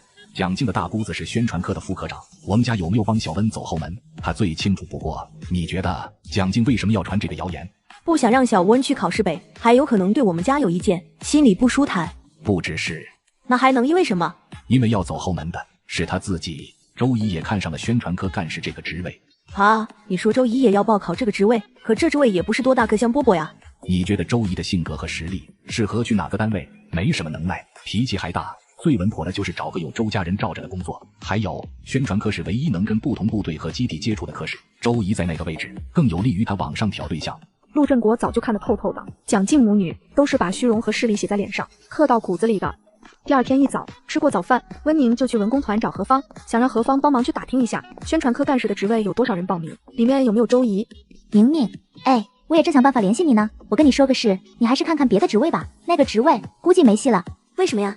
据说宣传科领导的某个亲戚也报名参加这个考试了，这个位置之前卡着没给内部转岗的同志，一部分原因是怕一碗水端不平，还有部分原因是因为这个位置有人盯着了。别看说得多冠冕堂皇的，其实招考就是个幌子，大家都是陪着走过场的，溜着玩呢。你们怎么知道的？之前我们队里有个同志身体受伤，不是想往这个岗位转吗？接着就传出这个岗位要公考招考的消息，他托关系到处使劲，想走后门嘛，结果就有人悄悄给他透底了，让他别瞎使劲了，不如去看看别的岗位。那同志回宿舍后就跟我们抱怨来着，我一听到消息就想起你，想着赶紧告诉你，别到时候辛辛苦苦准备，却是给别人做嫁衣。芳芳，谢谢你告诉我这个消息。谢什么呀，宁宁，我都没帮上你什么忙。不过那考试你还参加吗？当然要参加。周家，你大姑早就把答案给你，你前些天不背答案，明天要考试了，现在才来抱佛脚，就是这么自信，谁让你女儿聪明呀？背答案1天时间就够了，也不瞧瞧是遗传了谁。说完，母女俩相视一笑。那你说那个温宁明天会去考试吗？陆家走后门的话在大院传了好几天，也没见陆家人有反应。就算她去考试又怎样？她一个农村丫头，小学文化，除了长得好看点，还有什么本事？怕是字都认不全，写的也跟狗刨似的。到时候阅卷的同志看了都得笑出声。这种水平还想来搞宣传，搞笑还差不多。不过妈，我还是不太放心，我总觉得那个温宁不像表面那么简单。我前几天在大院碰见他了，看他气定神闲，一点都不着急的样子。你说他是不是憋着什么大招呀？他一黄毛丫头，在大院无亲无故的，能憋什么大招？你好好背答案吧，妈出去再给你买点水果。蒋劲买完水果，拎着口袋慢悠悠走在路上。你听说了没？原来文工团宣传科干事那个职位是内定给周怡了。前几天不是说内定给陆家收养的那个温宁了，怎么是周怡呢？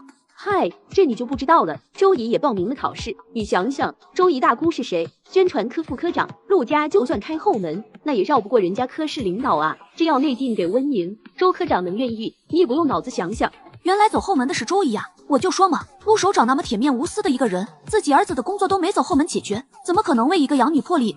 可不嘛，也不知道之前的消息是谁传出来的，一点都不靠谱。蒋劲拎着水果走在后面，一张脸比锅底还黑。万万没想到，前几天大院还在讨论陆家给温宁开后门，今天自己女儿周怡成主角了。哪里听的？整个文工团都传遍了，你有本事去文工团揪人啊，拿我们撒什么气？就是，谁不知道你大姑是宣传科科长，你自己都不避嫌要去参加考试，那就别怪大家说你走后门喽。我参加什么考试？你们管得着吗？那嘴长在我们身上，我们爱怎么说又关你什么事儿？前几天还说陆家走后门呢，人陆家也没你反应这么大，我看你就是心虚，被说中了。你们，周怡掉头往他大姑周芳家里走，还没走几步，迎面撞上了温宁。温宁，是不是你在外面乱嚼舌根，说我走后门？周怡姐，你在说什么呀？我怎么一点都听不懂？你个贱人，少给我装，肯定是你在背后造我的谣。周怡姐，我跟你无冤无仇，为什么要在背后造你的谣啊？还能为什么？你见不得我好，你明知道自己考不上宣传科的职位，你就在背后抹黑我，想让我也因为谣言考不进去。周怡姐，我什么时候说过我考不上了？我对自己的才华很有自信，根本不用走后门，凭我的实力一定能考上那个职位。你一个小学毕业的农村丫头，有什么才华，什么实力，还一定能考上？你就吹吧你！要不是鲁家给你走后门，你连报名的资格都没有。什么小学毕业？现在首都大街上随便抓个人都有小学文化，那岂不是大家都能考了？笑死人了！我看过招考公告，对学历没有做要求，小学文化也可以报考。不过，周怡姐，我可听说你上学时候语文考试作文写不出来，直接交了白卷，画画也不行，宣传板报你从来没参加过。这些都是温宁找陆耀打听的。陆耀讨厌死周怡了，他的黑料随便就能挖出一箩筐来。你个小婊子，瞎说什么呢？信不信我撕烂你的嘴？就你这样的水平，到底是哪里来的自信去报考宣传科的职位？难道说真跟传闻一样，你大姑会给你开后门？你已经被内定了？周怡已经完全被温宁激怒的龇牙咧嘴，面目狰狞，就要上前撕扯温宁。哎呀，周怡姐被我说中，恼羞成怒了，要杀人灭口了。周怡，住手！他们都帮着温宁欺负我。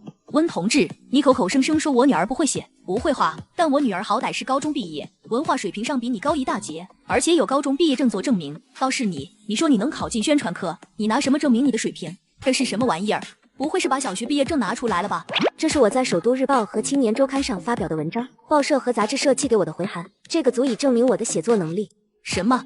首都日报、青年周刊？我的确只有小学文凭，但那是因为在乡下，受条件限制只能念到小学。我从来没有放弃过学习，在我们村知青的帮助下，我自学完了初中和高中的课程。虽然没有那张毕业证，但我的水平经得起任何质疑和检验。一回到家，周怡就气得连砸了2个玻璃杯。温宁这个贱人，婊子，敢抢我的东西，我要弄死他！他已经把宣传科的工作看作自己囊中之物，被温宁今天这么一搅和，原本板上钉钉的事很可能有变数。闺女，你别着急，气坏自个儿身体不划算，这事儿妈给你想办法，你别急。想办法？还有什么办法？明天就考试了，今天那个贱人出这么大风头，大姑再帮我走后门，那我不就彻底成大院笑话了？蒋静也头疼，温宁那小贱人一插手，这事儿确实变得棘手。任何事没到最后一刻都说不准，放心，妈不会让小贱人得偿所愿。温宁解决完谣言，终于能一身轻松的回家。走到门口，陆耀早就在院子里等着，一脸紧张的盯着温宁。二哥，搞定了。太好了，明天你可以安心去考试了。不知道蒋家母女还会不会搞出幺蛾子？毕竟原书里面最后进宣传科的确实是周怡。临睡前，他还没忘记调一个7点的闹钟。考试时间是早上9点，他打算7点起床，7点半出门，走到考场8点，留足1小时的机动时间，防止万一有什么突发事件。过了一会儿，房间内响起均匀的呼吸声，月光透过窗帘缝隙投射进房间，墙上忽然多了一道影子。桌上的闹钟被人拿了起来，紧接着是温宁挂在床头的挎包。第二天早上，咚咚咚，小温，7点过2分了，该起床了。温宁睁开眼睛，从床上坐了起来，应了张婶一声：“行，你先换衣服，我去楼下准备早饭。”昨晚温宁特地跟张婶打过招呼，早上7点帮忙叫她起床，她怕闹钟出问题，所以拜托的张婶，可没想到闹钟还真出了问题。视线漫不经心地往叶巧床边瞥了眼，温宁眼底闪过一抹冷意。这笔账先给你记下了，谢谢张婶叫我起床，还这么早起来帮我准备早餐，辛苦了。快吃吧，小温，今天可别迟到了。你等着，我去给你拿你的东西。说完反身回到卧室去。小温，你检查检查，看看落了什么没有。都齐了，谢谢婶子。没落就行，考试加油呀，快出门吧。一直走到大院外面，温宁才打开挎包，看着手里的2张准考证，一张是张婶刚才给他的，完好无损；一张是昨晚就放在挎包里的，名字的地方被人涂黑了。幸好早有准备，要不早就错过考试时间了。现在才早上7点半，大部分人才刚起床，街上只有零星几个人行人，偶尔穿梭过一辆28大杠，或者能看到驶过去的公交车。忽然，温宁正准备拐弯，却不想转角另一边飞快冲过来一辆28大杠，砰地一声跟他撞在一起。温宁痛苦地叫了一声，28大杠也终于停了下来。骑车的男同志却看都没看他一眼，慌乱中丢下一句对不起，便扶起龙头，蹬着脚踏飞快地跑了。他动了动被车轮压过的手腕，疼，针扎一样疼。不过幸好是左手腕，他右手还能写字。想到还要去考试，温宁咬着牙，忍着浑身被撞击的痛，从地上爬起来，尝试着往前迈了一步，小脸立刻皱了起来。身边不知什么时候忽然响起汽车引擎，他下意识转头一看，一辆军绿吉普停在了他旁边。上车。温宁没想到大早上会在这里碰上陆晋阳。把安全带系好。受伤了？没事。伤哪了？这儿一动就疼，刚才被车轮给碾了。先去医院。不用，我还能忍，马上就要考试了，等我考完再去医院。这种时候还想着考试，手不想要了。这次考试真的对我很重要，你先送我去文工团好不好？求你了，哥哥。手怎么受伤的？摔了？没有，刚才拐弯的时候，转角忽然冲出来一辆自行车，我来不及躲开，就被撞倒了。他撞了你，还从你手腕碾过去。你马上要参加考试，手腕被人撞了，不觉得很巧合吗？温宁听他一说，也开始思索起来。想过周一会报复，但没想过报复方式如此狠毒。一个周怡，一个叶巧，果然是一丘之貉。就算是提前把两人的关系破坏了，两人还是重新结盟在一起整我。你知道是谁？我来首都之后也没认识几个人，除了周怡，我想不到还有谁会故意指使人汽车撞我。这件事你不要插手，我会处理。温宁这次没跟他犟，乖巧的嗯了声。车子很快到了文工团门口，陆晋阳跟门口的哨兵出示了证件，车子便被顺利放行，直接开进了里面。你在哪栋楼考试？在北楼3层。这里就是北楼，从你右手边的楼梯上去，还能走吗？腿没事，可以走。谢谢，大哥。好好考试。这是今天笔试的题目，一共3道，考试时间1个小时，笔试结束之后10分钟进行面试，再隔壁教室。到时间，所有人都交完试卷，然后等着叫名字面试。温宁是最后一个被叫进去面试的。他前头的2个同志出来的时候，都是一脸丧气相，就跟在里面被人上了刑一样。周科长今天是吃错药了吗？脸跟淋似的，拉的老长，说话还夹枪带棒的，估计是更年期到了，看谁都不顺眼。不对，不是说这个职位已经内定他侄女了吗？可我看他侄女也没来参加考试，该不是出什么变数了吧？所以他才一副看我们都不爽的样子。有道理。听着2人讨论的话，再看2人的状态，温宁对里面的情况便有了心理准备。看来周芳今天的心情不太美妙，而他正好是罪魁祸首，只怕周芳对他的态度比前2个同志还要差。这场面试绝不会轻松，做好这样的心理准备，温宁迈步走进教室。各位考官好，我是温宁。温同志，你发表的作品今天带过来了吗？温宁早就准备好了，从随身挎包里掏出投稿的稿件，还有报社和杂志社的回函，递给中年男人。周科长和杜主任看看。杜春梅看了几眼稿子，没想到温宁还真有2把刷子，居然能在这么短的时间内就有了代表作品，信到自己没看错人，是个人才。我可听说给这2家报刊投稿，被拒绝几10次都是常有的事。温同志是投了几次才过稿的？我运气好，只投了1次就过稿了。哟，那可真是厉害。确实厉害。周科长刚完文章有什么想法？这2家报刊的投稿要求挺高的，18岁就能在上面发表文章，后生可畏啊！想必在创作上很有天赋。马上就是国庆，正好咱们门口的对联该换了。既然温同志这么有天赋，能不能现场写一个迎国庆的对联？现场写对联？杜春梅听着便眉头一皱，平时宣传科写个什么东西，都是半个月1个月的时间准备，现在现场就让人家写副对联，摆明是为男人。关键周芳先前也没让前2个面试的同志现场创作，杜春梅有心想帮温宁。周科长，创作需要时间，今天这点时间是不是仓促了点？现在已经快中午12点了。文笔好的人随便写点什么都比一般人强，温同志都能在报纸上发表文章了，写点小对联就2句话的事，应该花不了多少时间吧？温宁就知道自己逼得周怡没法来竞争这个岗位，周芳肯定不会善罢甘休。要是今天不把对联写出来，周芳马上就会质疑他文章是不是找人代笔的。那我试试，给我5分钟时间构思就行。5分钟？你确定？对，5分钟。行啊，就给你5分钟。没事，温同志别有压力，创作本来就需要时间找灵感，5分钟的时间确实仓促了，就是作家文豪也不一定能在这么短的时间内写出东西来。温同志不要紧张，尽力而为。开始计时。温宁闻言，赶紧拿出纸笔，埋头构思了一会儿，便提笔开始写。还没到周芳说时间到，温宁就停下笔，推了推纸上的墨水，然后把纸张放到3位考官的桌子上。周芳压根就不信他能这么短时间就写出一副对联，目光随意的往纸上一扫，这一扫，他双眸便狠狠缩了一下。只见上面写着：上联民富国强树今朝，欢笑迎国庆；下联山南海北赞改革，歌舞颂党恩。紧扣主题，对仗工整，完全挑不出一点毛病。不错不错，温同志是搞宣传的料，周科长你看看，觉得怎么样？周芳脸色一脸的不可置信，怎么可能？怎么可能有人在5分钟内就写出这种水准的对联？写得这么快，不会是提前背过的吧？既然这样，不如周科长出个上联，我来对下联，就不用担心我提前准备了。除非提前泄露题目给我的就是周科长本人。这话一出，周芳脸色瞬间僵硬。出题吧，他脑子里没货；不出题吧，岂不是证明他水平不行，连个对联都出不出来？温同志这个提议好，周科长出题吧。周芳骑虎难下，憋了几秒没憋出什么上联。行了，今天时间仓促，继续面试吧。他都这么说了，其他2个考官自然也不会继续为难他。你刚才自我介绍提到你还会画画和摄影，水平怎么样？温宁早就做好了准备，立刻拿出自己准备的几张素描和摄影作品集。温同志好像对我们的选拔考试特别了解，提前都把所有东西准备好了。提前2个字他刻意咬重，暗示温宁有关系。确实是提前准备的，因为主席说过，不打无准备之仗，每次作战要有必要的准备，力求在敌我条件对比上有胜利的把握。所以看到招考公告的时候，我就特地找到宣传科的同志，了解这个岗位涉及的工作内容，需要具备什么样的水平素质，根据这些要求，我才提前准备好作品。温同志看过主席写的解放战争战略方针，闲暇时候就爱看主席的书，站在巨人的肩膀上，能看得更高更远。好一个站在巨人的肩膀上，温同志年纪不大，却相当有格局，有你们这样的年轻人在，国家有希望。温同志，回家等通知吧。温宁不知道中年男人的身份，但是他这么说完之后，周芳的脸色十分难看，杜春梅却喜气洋洋地看着他。温宁没有多问，朝三人鞠了个躬，从考场出来。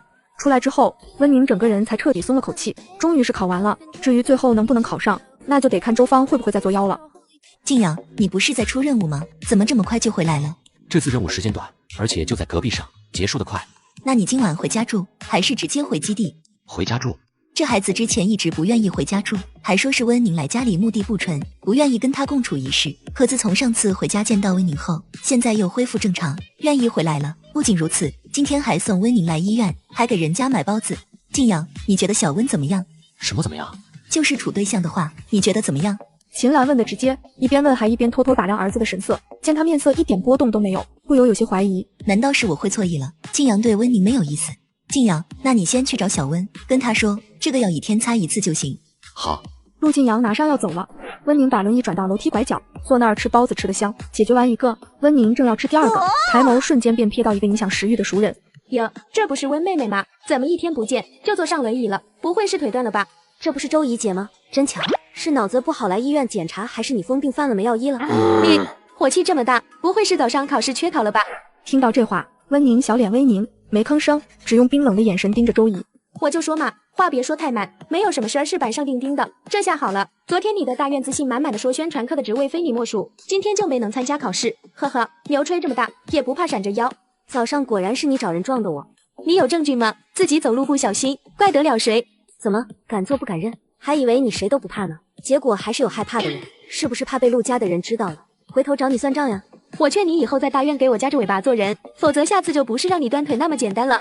周怡就是这个时代的太妹，刁蛮任性，还没什么文化，天天仗着家里有点权势，整天吃不完要不完的样子，谁都不放在眼里。得亏是个女的，要是个男的，恐怕天都要被他捅破个窟窿。你算哪根葱？除了顶着周家人的名头，要长相没长相，要本事没本事，全身上下一无是处的废物，偏偏你还觉得自己牛逼的不行，也不知道谁给你的勇气。我要是你们周家的祖宗，我都恨不能从土里蹦出来把你给掐死，省得你天天在外面丢人现眼。周怡从来没被人指着鼻子这样骂过，更没想到那个人还是温宁。你个小贱人，给我闭嘴！闭嘴！温宁等的就是这个机会，偏过脸躲开周怡的巴掌，随即没受伤的右手灵活地转动轮椅，径直朝他身上撞过去。两个人刚好在楼梯口的地方，只听啊的一声尖叫，周怡身体不受控制的后仰，脚下踏空，直接顺着楼梯滚了下去。在他滚下去的同一时间，温宁拎着轮椅走了下去。周怡姐，你为什么要推我？你已经让人开车把我撞伤，让我没办法参加考试，还嫌不够吗？还要再把我从楼梯上推下去。两人滚楼梯的动静早就吸引了好几个路过病患以及家属的注意。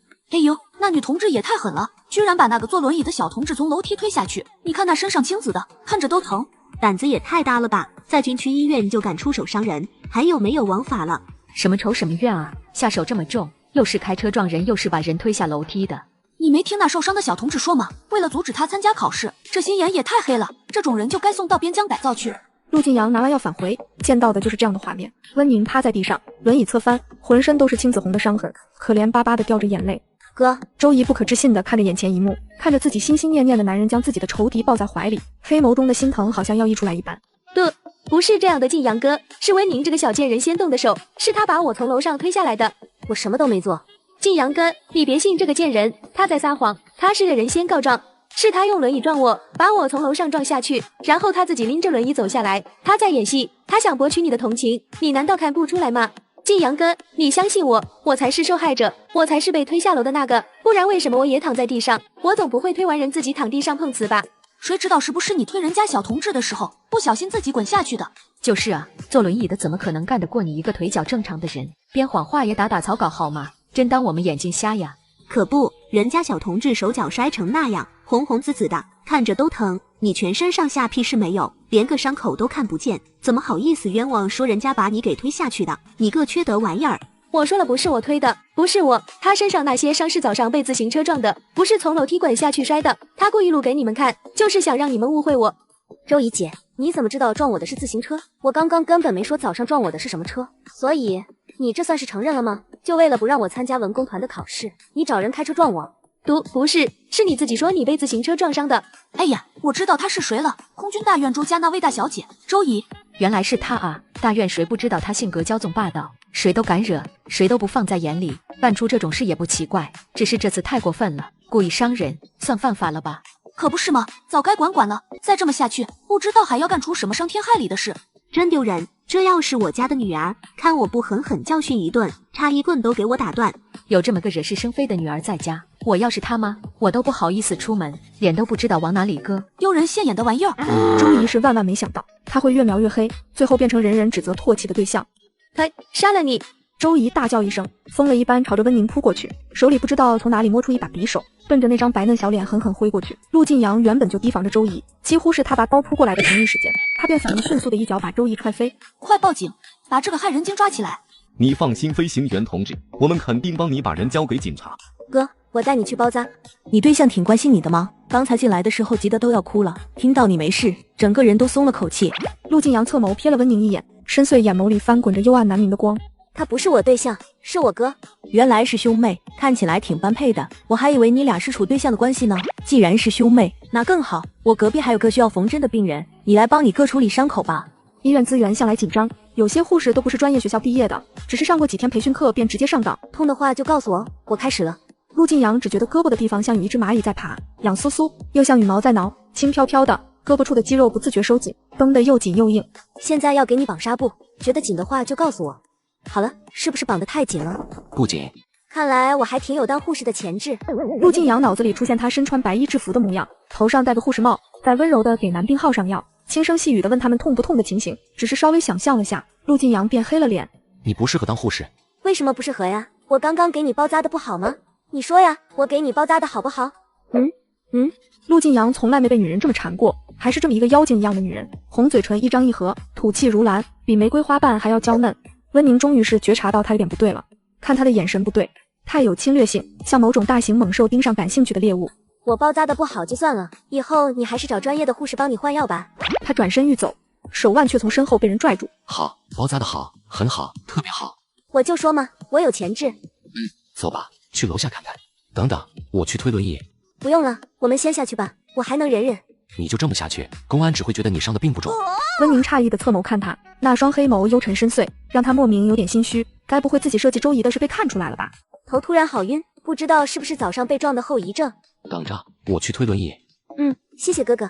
陆晋阳推着他去楼下找周怡，周怡已经醒过来，准确的说是被掐醒的。这是几2，意识清醒，反应灵敏，没摔傻。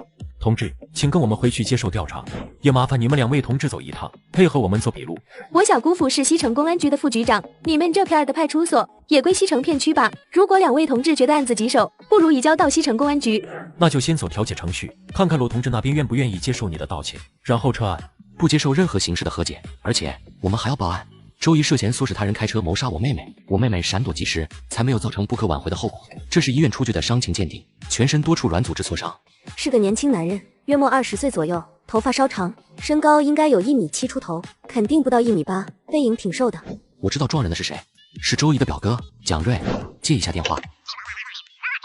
半个小时后，蒋瑞被军工厂保卫科的人亲自扭送来了派出所，打头的是保卫科的科长王川。建阳，人我给你抓来了，路上审问过，这丫早上7点骑自行车从军工厂出去的，守门的老杨见过他，后来不到7点45左右骑车回来的，中间去哪儿了没交代。王川以前是陆振国手底下的兵，退伍后去了保卫科，还是陆振国帮着介绍去的，跟陆晋阳也认识。陆晋阳，你是飞行员又不是公安，有什么资格抓我？放开我！同志，我是军工厂保卫科的科长，要求一起参加蒋瑞的审讯。一案有前科，在厂里就经常寻衅滋事，打架斗殴是常有的，还偷过仓库的电缆去卖被抓过。这次蓄意撞人的事如果属实，我也好回去跟厂里的领导汇报，对他做出相应处理。保卫科也属于公安体系内，拥有一定的执法权，是可以参与办案的。何况王川还是科长，跟派出所的科长是一个级别的。这次蒋瑞撞人，那相当于蓄意谋杀。王川早就想收拾蒋瑞这个惹是生非的刺头，正好这次蒋瑞惹的是陆家，陆家可不怕跟周家对上。稍等，这个案子我要先跟我领导汇报一下。同志，你叫什么名字？住哪儿了？一会哥请你看电影，去不去？温宁不搭理蒋瑞，把脸藏在陆晋阳的身后，那种垃圾多看一眼都觉得是对自己眼睛的不尊重。蒋瑞却没有垃圾的自觉，一看他往陆晋阳后面躲，顿时了然的勾唇。哟，原来你喜欢这种类型的，不是我说，又冷又硬跟石头一样的男人有什么好的？一点都不解风情。你跟哥处，哥知道怎么疼你，疼得你眼泪汪汪又舒服。要不要跟哥？眼泪汪汪，舒服。砰！一拳朝着蒋瑞的脸砸过去，蒋瑞一张脸瞬间被打得歪过去，整个人往旁边趔趄了一下，差点跪在地上。陆静阳，你他妈有种打死我！你这个疯子，真当你自己是飞行员了不起啊？派出所你呀也敢打人？再敢看他一眼，肖想他一下，我弄死你！你们压的是摆设吗？看着老子被人打都不制止。公安被王川带的保卫科的人挡着，双方都配了枪，如果动手，事件就会变得无法收拾。而且本来就是蒋瑞调戏女同志在先，确实该打。哥，你手打得痛不痛？我帮你吹吹。操你大爷！不痛。今天的事闹得很大，最后案子被移到了公安总局，由总局的局长亲自负责，还有纪委的检察员同志全程监督，阵仗搞得很大。周家和蒋家人那头也在尽力斡旋，找了不少关系，求了不少人，好歹是把周怡保了下来，但也得拘留15天才能放出来。至于蒋瑞，兴许是有人指点，他主动担了撞人的罪，说因为看不惯自家表妹的工作被温宁抢走，想帮他出口气，所以骑车去撞温宁，整件事都是他一个人的主意，跟表妹周怡无关。按蒋瑞交代的情况，算故意伤害罪，要判15年。静儿啊，你得救救瑞瑞啊，他是你亲侄儿啊，咱们蒋家唯一的根啊。哭完老太太气儿又喘不上了，两眼一翻撅了过去。妈，你别吓我啊，你挺住啊，你放心，我肯定把瑞瑞给救出来。这个岁数的老人又是心脏病，可再经不起几次刺激了。我知道，我妈这边就劳烦您多费心，我先去我爸那边看看。赶紧让周家找人把瑞瑞给弄出来，判个15年。我孙子出来都40多岁了，到时候背着案底，还怎么娶媳妇儿？还有哪个单位肯接收？看着亲爹着急上火的模样，蒋静除了点头保证一定会把蒋瑞弄出来，也没别的招。家属院，他周怡闯的祸，凭什么让我儿子替他背锅？要不是他唆使，我儿子好好的怎么可能骑车去撞陆家那个女娃？说到底这事就是周怡害的，要坐牢也该他去做。不行，我必须去公安局反映，我要给我儿子洗刷冤屈。哎呀，媳妇你别添乱了，你去公安局有什么用？连人都见不着，有劲儿都没地方使。那你说我怎么办？怎么办的？周家把咱们儿子推出去顶罪，凭什么啊？我不管，我就一个儿子，我不能看着他被人冤枉，没人管我就去公安局门口一哭二闹三上吊，我让全京市人民给我评理。你冷静点，你以为儿子进去我不着急吗？现在正是风口浪尖，周家好不容易才保住周怡一个，你跑去给儿子申冤，到时候又把周怡给连累了，那就前功尽弃了。蒋大猫，瑞瑞也是你亲儿子，你平时偏心周怡那丫头就算了，这种时候你居然还护着她，到底谁才是你亲生的？不是你想的那个意思，我是说，就算周家捞人，那也得一个一个的来，先把周怡捞出来，等陆家那边盯得没那么紧，我再让妹夫帮忙把咱儿子给捞出来。人陆镇国是大领导，随便放句话，下面有的是人替他盯着。我们等周家捞人，那得等到猴年满月，我儿子得在里面受多少罪？而且他凭什么在里面替周怡受罪？我不管。蒋大猫，你现在立刻马上就去找你妹，让他把我儿子给弄出来，否则……孙长美捏紧拳头，脸上表情决绝，一副逼急了什么都干得出来的模样。门外听着里面的动静，蒋静一个头两个大。叶巧下周要去工农兵大学报道，为了学习方便，她平时都要住宿舍，周末才回家一趟。这时蒋静来了。阿静，别的事我可以帮你，但撤案的事，抱歉，我做不到，也没有权利和资格这么做。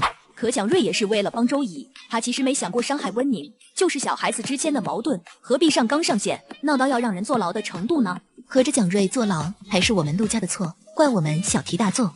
你说是小孩子之间闹矛盾，但警察调查之后认定是故意伤害罪，你要觉得冤枉，可以去找警察，再不行找上面的领导反映。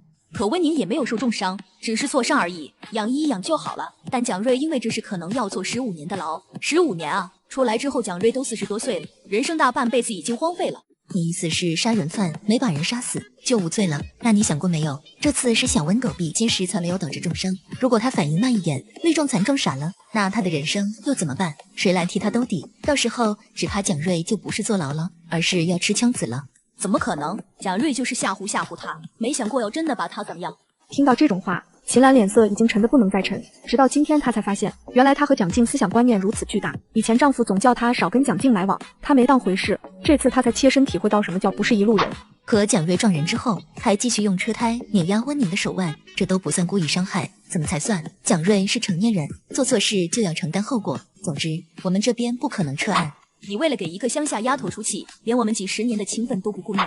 如果你还念及我们几十年的情分，就不会提出这种让人为难的要求。那如果是你侄子甚至你儿子出事，你也这样坐视不管？对，如果是我儿子干出这种事，都不用警察抓，我亲自把他送到公安局去，该怎么判就怎么判，我也不会有脸去找受害者家属要求人家撤案。行啊，你就维护那个乡下丫头吧，你就没发现她一边跟陆要走得近，一边又让晋阳替她出头，把你2个儿子都拿捏得服服帖帖的。反正不管嫁给哪个，他都能名正言顺的当你的儿媳妇，攀上你们陆家的高枝，他妈把他送你们家，打的不就是这样的主意吗？就怕你娶了这么个祸水儿媳妇在家，以后家里要鸡犬不宁了。你两个儿子因为他心生嫌隙，兄弟不和，以后他家农村亲戚天天来打秋风，今天要钱修老家的房子，明天让你给三姑六婆的孩子安排工作，你儿子又对他言听计从，你这边拒绝，那头你儿子就得跟你闹，以后有你操心的时候。这些事就不用你替我操心了，你还是先管好周姨吧。这次蒋瑞可以替他顶罪，下次就没有这样的替罪羊了。我女儿也不用你操心。他嗖的站起身，拎着来时候的东西，丢下话转身就走。慢走不送。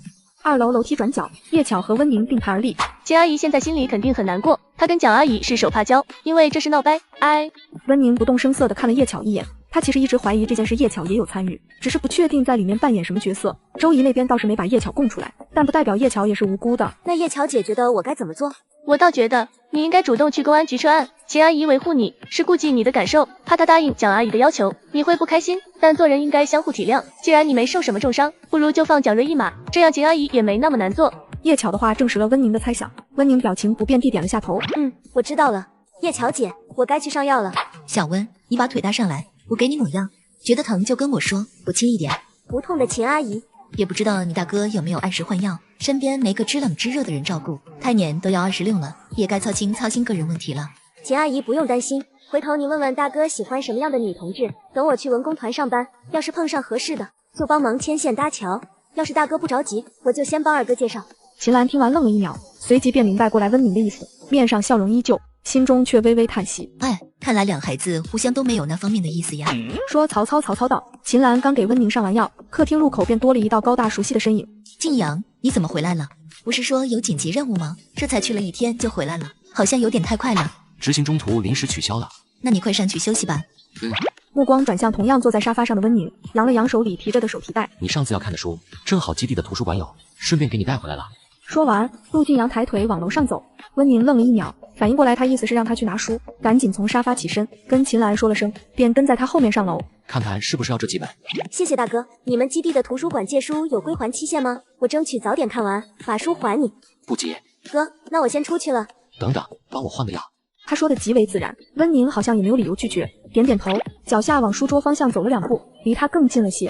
温宁低头跟纱布做斗争，对一切毫无察觉。纱布解到一半，身后忽然传来声音：晋阳哥，有空吗？我想问问你这道题怎么解。房间门口，叶巧穿着一身红裙站在那里，一只手抱着书本，一只手抬手象征性的敲了2下门，眼神直勾勾的盯着房间内的2人。宁宁，你在帮大哥换药吗？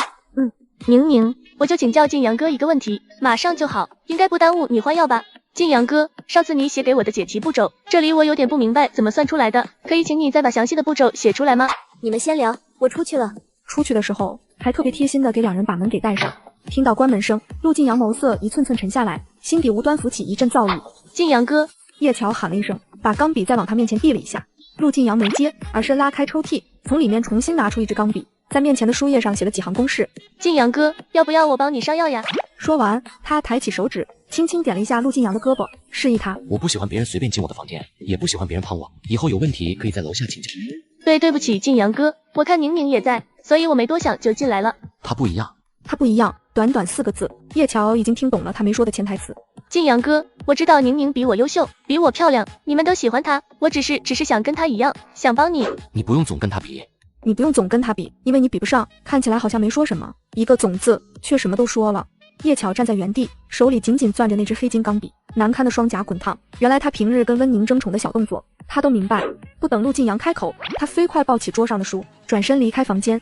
另一边，温宁坐在书桌前看陆晋阳给他借的书，刚翻了没几页，身后房门便被推开。温宁转头看到叶巧红着眼睛走进来。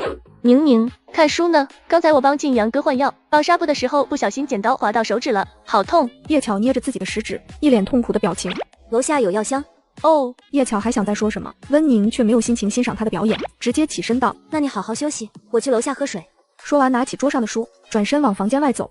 2楼走廊，温宁抱着书往楼梯口方向走，中途经过陆晋阳的房间时，门忽然从里边打开，陆晋阳站在门口，身上穿戴整齐，四目相对。温宁朝他微微点头，便继续往前走。去哪儿？下楼。我还没换药。叶巧不是帮你换了吗？他自己说的。温宁如实点点头。我没让他给我换药。哦，我还没换药。要我帮你吗？进来。咔嗒，房门也被关上。陆晋阳握着他胳膊的大手松开，整个人一面往书桌走，一面抬手解着身上的军服扣子。温宁之前还没感觉，现在门一关，房间里只有他们2个人。看着眼前身材挺拔有型、长相冷峻帅气的男人，他忽然觉得整个空间都变得逼仄起来，让他呼吸艰难，脸颊控制不住的发烫。为什么把我送你的裙子给叶巧？啊，不是你把裙子送他的吗？我没有给他。那天我去你房间找你，你不在，我就把东西放到了你书桌上。他这么一说，温宁也明白过来，裙子是叶巧自己拿走了。罢了，拿都拿了，就算要回来他也不会穿。温宁低头拿起桌上的纱布，若无其事的继续替陆晋阳包扎。陆晋阳只觉得手臂被羽毛拂过，轻轻的、酥酥的，从手臂一直酥麻到心上。抬眸间，视线刚好对着起伏的峰峦，他呼吸瞬间重了几分。终于绕完纱布，温宁一只手抓着纱布，一只手去够桌上的剪刀。剪刀放得有点远，他朝前探着身子还是够不着，便抬脚挪动一步，想更近一些，却忘了桌下是陆晋阳无处安放的长腿。他脚下绊到他的腿，整个人不受控制的往前扑。小心！陆晋阳回过神，想都没想，大手揽住他的腰，将他往自己的方向一带。温宁身子扑进了陆晋阳怀里，两人一个坐一个站。温宁扑过去的时候，下巴直接磕到了他头顶。梦里的画面跟现实重合在一起，一样的香味，一样的娇软。足足过了好几秒，两人才反应过来。温宁率先推开陆晋阳，凝脂般的小脸瞬间爆红，眸色水光流转，娇滴滴的出声：“好痛呀！”他全身上下都跟石头似的，撞一下哪儿都痛。哪儿疼？我看看。温宁全身都痛，尤其是最软的地方，但对上他幽深的视线，他手足无措地指了指自己的下巴，这里痛。陆晋阳抬手拉开抽屉，从里头摸出一个圆盒包装的东西，盒子上印刷的字体弯弯扭扭，像是俄文。这是什么呀？珍珠膏，一个苏联朋友送的，听说可以美白祛疤，我用不着，你拿去吧。他没说的是，当时去苏联学习，一行5个飞行员，只有他没处对象，所以结束学习的时候，教官特意送他这个，说只要送这个给女同志，很快就能处上对象。谢谢。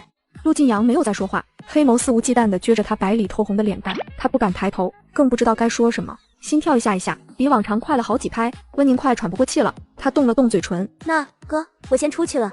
顾不上拿起东西，温宁快步走到门口，打开房门走出去。外面的空气渐渐涌入鼻腔，温宁才觉得呼吸顺畅了些，理智也渐渐恢复正常。他抬手拍了拍自己的脸，暗叹自己没出息，明明穿书前也谈过2次恋爱，男友好歹也是校草级别的，怎么面对陆晋阳的时候，总是不由自主被他硬控呢？不过也不能怪他呀，陆晋阳长得太犯规了，脸好看就算了，身材还这么顶，一身腱子肉又硬又顶，适应张力太足了，跟电动马达似的。刚才只是撞他身上，就觉得腰酸腿疼。温宁一开始要远离的陆晋阳的打算有了一些松动，心底有另一种相反的声音在说，打不过就加入，不如拿下他。温宁脑子一路拉扯往自己房间走，走到门口却被人挡了路。叶乔姐，借过。宁宁，你和大哥刚才在房间里干什么？温宁意味深长地看了他一眼，想到之前他还说给陆晋阳上药，不小心把手给划伤了。呵，真是碍眼。当然是在里面上药了，你以为能干什么？我刚才手划伤了，就没给大哥继续上药。是吗？当然了，大哥没跟你说吗？说了。大哥说什么了？他说让你别自作多情。果然，听到这样的答案，叶巧霎时脸色发白，一闪而过受伤神情。大哥问我为什么送我的裙子会被你穿在身上。哦，还有，大哥说如果你初中的题目都不会解，就别去工农兵大学浪费时间了，找个中学念吧。不可能，大哥不可能这么说，你编的对不对？一定是你编的，你在骗我。反正话我带到了，信不信随你。你看，大哥送我的珍珠膏，听说是苏联产的呢。温宁拿着盒子在叶巧眼前扬了扬，叶巧面如死灰般盯着那盒子，咬紧牙根，极力克制才没有把眼珠子给瞪出来。哥，你洗完了吗？快了。他刚洗完澡，经过他身边的时候，身上还不断有带着香皂清香的热气飘过来。温宁闻到，腿都要软了。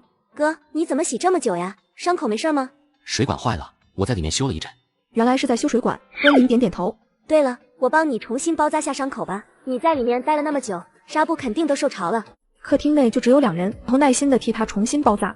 包扎完，陆晋阳视线落在温宁凝脂小脸上，发现他下巴上的红印子居然还在。他指了指他下巴的位置。没用珍珠膏吗？哎呀，刚才着急下楼洗衣服，忘了。那个对女同志皮肤好，你用完应该会恢复得快些。那我现在就去用。陆晋阳也要回房间，正好跟他一起上楼。怎么了？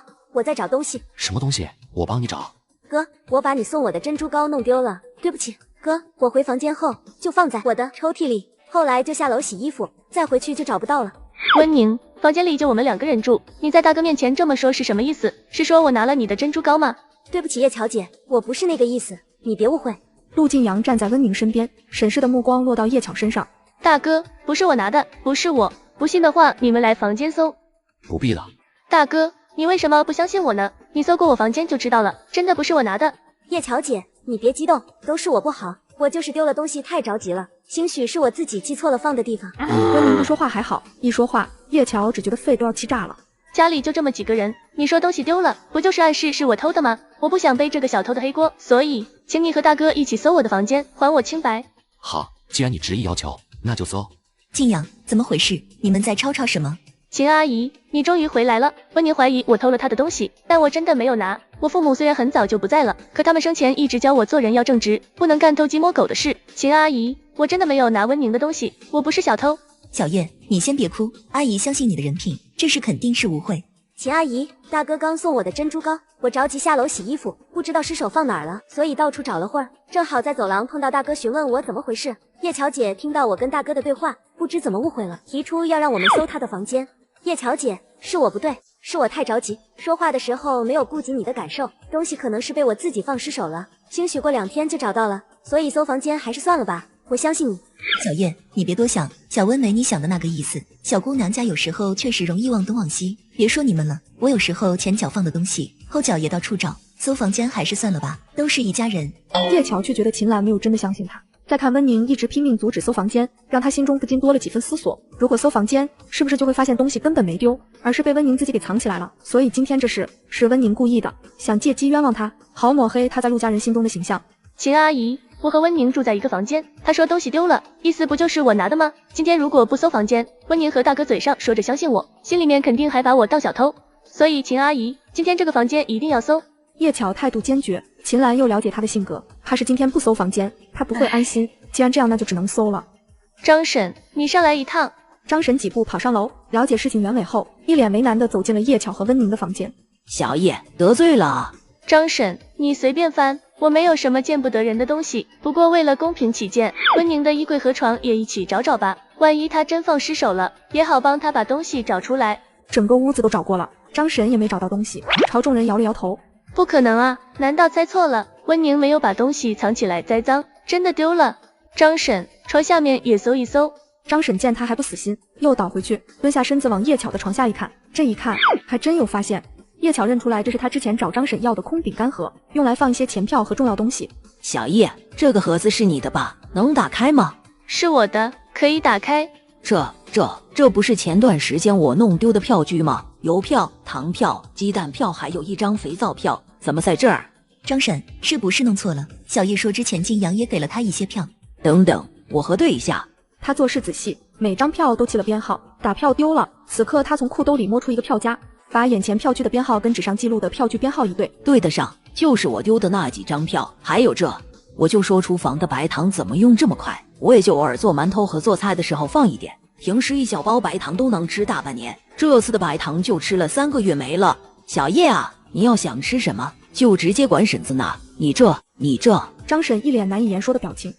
不，这些不是我的东西，我没有拿，我不知道为什么会在我的饼干盒里面。是你，一定是你，是你把那些东西塞到我盒子里的，对不对？今天的一切都是你设计好的，你假借东西丢了，就是想要搜我的房间，好在众目睽睽之下搜出你放在我盒子里的东西，你这个恶毒的女人。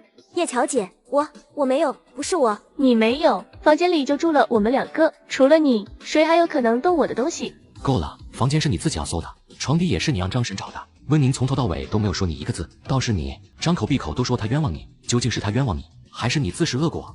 这话就像一盆冰水朝叶巧兜头淋下，他发怒涨红的脸瞬间褪到没有一丝血色。是你，就是你，是你害了我。小叶，你冷静点，不是什么重要的东西，拿就拿了，都怪阿姨，阿姨没考虑到你们年轻，正是贪嘴的年纪。这样吧，以后每个月阿姨再额外给你和小温补几张糕点票和糖票，这事儿就过了。翻篇了，大家都别不会再提。对，翻篇了。哎呀，我楼下锅里还炖着汤，我去看看火。张婶转身就溜，陆晋阳脸上没什么表情，厉眸扫了眼叶巧，伸手护着温宁，两人一起往楼下走。小叶，那阿姨也下楼了，你收拾好就下楼吃饭吧，不要再想这事儿了，别钻牛角尖。晚上想吃什么？哥，我们晚上不回家吃饭吗？你想回去？温宁想到今天发生的事，怕是叶巧又要在饭桌上演一出，真的是很影响食欲。不想回去，那就在外面吃，去国营饭店。好，哥，谢谢你送我的匣子，我很喜欢。喜欢就好，以后自己的东西自己锁好。正是饭点，国营饭店人不少，按这个情况，两人要在国营饭店吃上饭，至少还得等20分钟。哥，要不我们还是回家吧。不用，我们换个地方。上车后，车子行驶没多久，停在了外交大楼前。陆晋阳跟门童报了名字，再亮了一下自己的军官证，便领着温宁进去。这里是专门给各国驻华国的干事休闲娱乐的地方，里面有餐厅、放映厅，还有各种球室。温宁是第一次知道，原来70年代也有俱乐部。这边西式和中式的菜都有，你看看想吃什么？温宁接过菜单，仔细看起来。哥，我要这个吧，这个我没吃过，想试试。同志，牛排要几成熟？哥，他说的什么意思呀？给他做7成熟，我也要一样的套餐，牛排5成熟。陆晋阳点完菜，转头跟温宁把牛排熟度解释了一遍。温宁双手托着下巴，目光崇拜又求知欲十足地望着他，红嘴唇还亮闪闪，不知图了什么，让人看着就想亲一口。陆晋阳拿着刀叉，熟练地给切成一小条一小条的，然后再把盘子还给他。吃吧。谢谢，大哥想尝尝吗？他漂亮的眸子看着他，手臂往前探了探，薯条几乎要喂到他唇边。拿着啊！1秒后，张开了唇瓣，就着他喂过来的姿势，低头咬住了薯条。温宁同一时间嗖地松开手，好似摸到电似的，热度从手指传到了脸颊。不行了不行了，陆晋阳怎么这么会撩人？好吃吗？好吃。哥，我吃饱了，你慢慢吃，我玩一会游戏。玩的什么游戏？这是一款休闲益智小游戏，贪吃的苹果蛇，只要把苹果都吃掉，进入黑洞就能轻松通关。这么简单？等下我吃饱也要玩。大家也去试试，从左下角进入，有我们专门给大家申请的福利。怎么不见小温？小温跟晋阳一起出门了，走的时候晋阳还特地跟我打招呼，说晚上不回来吃饭。妈，我看大哥是良心发现，带宁宁出去开小灶去了吧？秦岚瞪了儿子一眼。小叶，你多吃点，明天你去学校报到，我让晋阳开车送你。叶巧正要开口，便听到客厅入口有动静，抬眸一看，是温宁和陆晋阳前后走了进来。看着两人天造地设的模样，叶巧心底抑制不住的泛酸。哥，宁宁，你们出去吃什么好吃的了？下次别忘了把我也叫上呀。陆晋阳淡淡瞥了弟弟一眼，一如既往的话少。好呀，二哥想吃什么？正好我前段时间收到2篇稿费，请你吃点好的。你看看你哪有当哥哥的样子？你妹妹都能自己挣钱了，你还连个工作都没着落，还好意思让你妹妹请你吃饭？秦阿姨，我考上文工团，二哥也帮了我忙，我请他吃饭应该的。他能帮你什么忙？我考试前做了一个摄影作品集，二哥当了我的拍摄模特，也是因为这个作品集，面试时候帮我加了不少分。是吗？那这小子还算有点用。温宁跟大家打了声招呼，上楼去了。收拾到一半，身后忽然传来声音：温宁，大哥下午带你去哪了？温宁转头对上叶巧一张妒火中烧的脸，没去哪儿。这是大哥给你买的，什么意思？当我是贼要防着我？你想多了。叶巧拿着匣子往后退了一步。我想多了，别装了温宁，下午的事我知道是你干的，是你故意把东西放到我盒子里来陷害我，现在全家人都误会我，把我当小偷，你高兴了吧？你得逞了吧？你就能霸占家里人的宠爱了。我听不懂你在说什么，赶紧把东西还我。还给你？凭什么还给你？大哥凭什么给你买东西不给我买？凭什么二哥不理我，只跟你说话？都是你，是你在背后挑唆我们的关系。周易说的对，你就是个心机深重的婊子。叶巧，你有什么脸指责我？你自己做过什么？自己心里没点数吗？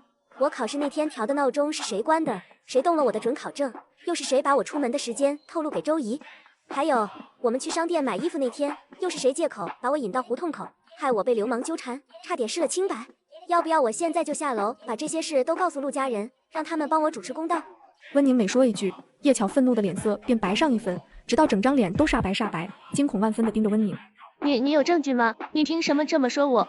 证据我当然有，等你跟我一起下楼，我亲手交给陆叔叔和秦阿姨。叶巧终究是心虚，一时间目光闪烁。温宁也只是在炸叶巧，没曾想那些事还真没冤枉他。现在可以还给我了吗？叶巧狠狠咬着后槽牙，双手颤抖着将匣子递给了温宁，又不甘心地道：别以为大哥对你好，你就能肖想大哥了。我劝你有点自知之明，就算你考上文工团，你也配不上大哥。而且陆家是不会让儿子娶一个农村人的。不是你劝我想要留在首都，就要抓紧时间找个好对象吗？怎么现在又劝我不要肖想了？我是让你在大院别的家里面找，没让你在陆家找。那不好意思，我这个人要挑就挑最好的，我就觉得陆晋阳是最优秀的。我要处对象就跟他处，旁的人我都看不上。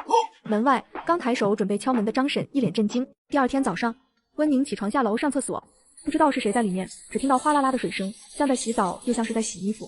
等了有10分钟，陆晋阳穿着背心，抱着一个洗衣盆走了出来。哥，你这么早起来洗床单呀？洗床单，听到这3个字，陆晋阳冷峻面容瞬间红了起来，便匆匆走了。叶巧今天就要去工农兵大学报道，心匆匆拿着行李下楼，结果陆晋阳没等他一大早就回基地了。你大哥基地就是这样，有任务的时候，不管在哪里，在干什么，都得立刻赶回去。我理解的，秦阿姨，其实我自己坐公交车去学校也可以。那怎么行？让你陆叔叔送你。一会儿我让梁威送你。不用麻烦陆叔叔，我真的可以，我没那么娇气。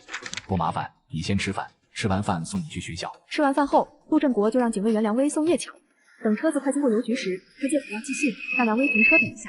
同志，我要发电报，把收报人姓名、地址和你的电报内容填好给我，内容是按字数收费呀，1个字7分钱。叶巧接过表格，飞快填好，交给工作人员。是发到前锋村胜利大队，收报人是民兵连队长刘金队吧？叶巧点点头，一共1块7毛钱。叶巧付完钱后，匆匆返回车上。叶巧开学后1周，温宁也要去文工团报道了。小温，在单位要是遇到事，或者有人欺负你，别忍着，回家跟我和你陆叔说，我们替你撑腰。秦阿姨放心，我不会受气。哎呀，妈，宁宁再不走都要迟到了。那行，小温，阿姨就不啰嗦了。温宁和陆耀一起出了院子。温宁本来以为今天只有陆耀送他，没想到走到大院门口的时候，陆耀忽然朝一旁挥了挥手，喊了声卫国，这儿。温宁抬头看去，不远处严卫国拉着一辆28大杠向这边走来。温同志。温宁冲他点头笑笑。宁宁，卫国前2天刚定下来文工团的工作，他在秘书处当干事，以后你在单位遇到什么事就找他，你俩上下班正好有个伴。周姨那个疯批放出来了，怕他又使什么馊主意。温同志，你是陆耀的妹妹，就是我的妹妹，以后有事找我也是一样的。那以后就麻烦严大哥了。宁宁妹妹客气了。3个人并肩走在金黄的银杏大道，刚走出大门，迎面便碰上一辆熟悉的吉普。哥，大哥！吉普车戛然停下。我们正要送宁宁去文工团报道呢，卫国也进文工团了，以后每天宁宁上下班都可以跟他一块儿，在单位他也可以照顾宁宁，怎么样？我安排的不错吧？陆晋阳目光幽冷地扫了他一眼，随即视线便落到他身后不远处站着的男女身上。陆大哥。陆晋阳面无表情地点了点头，随即脚下油门一踩，车子轰地飞了出去。大哥怎么一言不发就走了呢？不夸夸我吗？我安排的多好呀！宣传科办公室，周科长，请问一下，我的座位在哪儿？温宁办完入职报道手续，不出意料的被分配到了周芳手下。你自己先跟同事们协调一下，想想办法，这点小事都解决不了，以后遇到需要统筹协调的工作，还怎么开展？呵呵，协调？如何协调？难不成让别的同事起来，把桌子让给我？温宁没说话，只是目光向着刘梅扫过去。小温啊，我从进宣传科开始，就一直坐这儿办公。温同志，你坐我的位置吧，我反正跟你交接完就要离职了，现在手头也没什么紧要事。不用了，苗苗姐，你还带着肚子呢，我再想想办法。周科长看着他孤零零地站在原地，唇角抑制不住地勾了下。小样，还拿捏不了你，你就是条龙，进了我宣传科也得给我盘着。温宁知道周芳故意给他难堪，转身走出办公室，就在走廊上碰到何芳。宁宁，我过来交表，正打算顺道看看你呢，怎么样？第1天上班感觉怎么样？还不错。对了，你知道办公桌去哪里领吗？领办公桌？没听说过办公桌还要自己领的，不过你可以去仓库那边看看，一般领取物资都是在那里。那我先去仓库看看。那你快去吧，我中午再找你一块儿吃饭。于是温宁用1包烟解决了桌子的问题。嗨呀，你这丫头太客气了，不就是搬个桌子吗？捎带手的事儿。对了，你刚进办公室还没领办公用品，来，一并挑齐了装抽屉里，叔给你一块儿搬过去。谢谢叔。王叔，放这儿就行。小温同志，你确定就放这儿？就这，王叔，谢谢您呀。行吧，丫头，以后有事儿吭声儿啊。好嘞，叔您慢走啊，下楼注意着点儿。同志，你是哪个科室的？怎么在走廊上办公呀？哦，我是宣传科新来的干事，我叫温宁。周科长说屋里没有位置了，让我自己找地儿办公。我看走廊离办公室近，方便周科长有事儿随时吩咐我，所以就在这安顿下来了。你们科长可真是，这走廊也不是办公的地儿啊！走了一个好奇的，又来一个。同志呀，一般咱们办公都在办公室，你是第一个在走廊办公的，你还是去找周科长想想办法吧。周科长说了，我连座位这种小事儿都解决不了，以后遇到需要统筹协调的工作，还怎么开展啊？就这么来了几拨人，不一会儿，行政楼就传遍了。有了传闻，自然就有人议论。你们说周科长怎么回事？怎么不给那个新来的温宁同志安排座位啊？我瞧着那同志是真可怜，一个人孤零零的坐走廊，连个说话的人也没有，还能怎么回事？摆明不待见人家，欺负人呗。两人无冤无仇的，犯不着呀。这你就不知道了。我听说啊，本来周科长是想让他侄女儿进宣传科，不知道怎么回事，考试的时候他侄女没来，这个温宁同志考上了。那难怪了，给侄女留的位置被人给占了，怪不得要给人下马威呢。是他侄女自己不来参加考试，关别人什么事儿啊？周芳一直没出办公室，还不知道外面传成什么样。直到他出来上厕所，就对上温宁一张笑得天真无邪的脸，专方表情瞬间凝固。你干什么呢？谁让你坐这儿的？清晨，陆晋阳透过窗户一看，一个男人扛着28大杠在家属院门口等着温宁一起上班。脑海中情不自禁地浮现温宁坐上严卫国的自行车后座，娇滴滴地笑着朝人家喊慢点，再慢点的画面。陆大哥，来这么早，吃早饭了吗？还没有，没事，陆大哥，我不饿，一会儿我去食堂吃就行。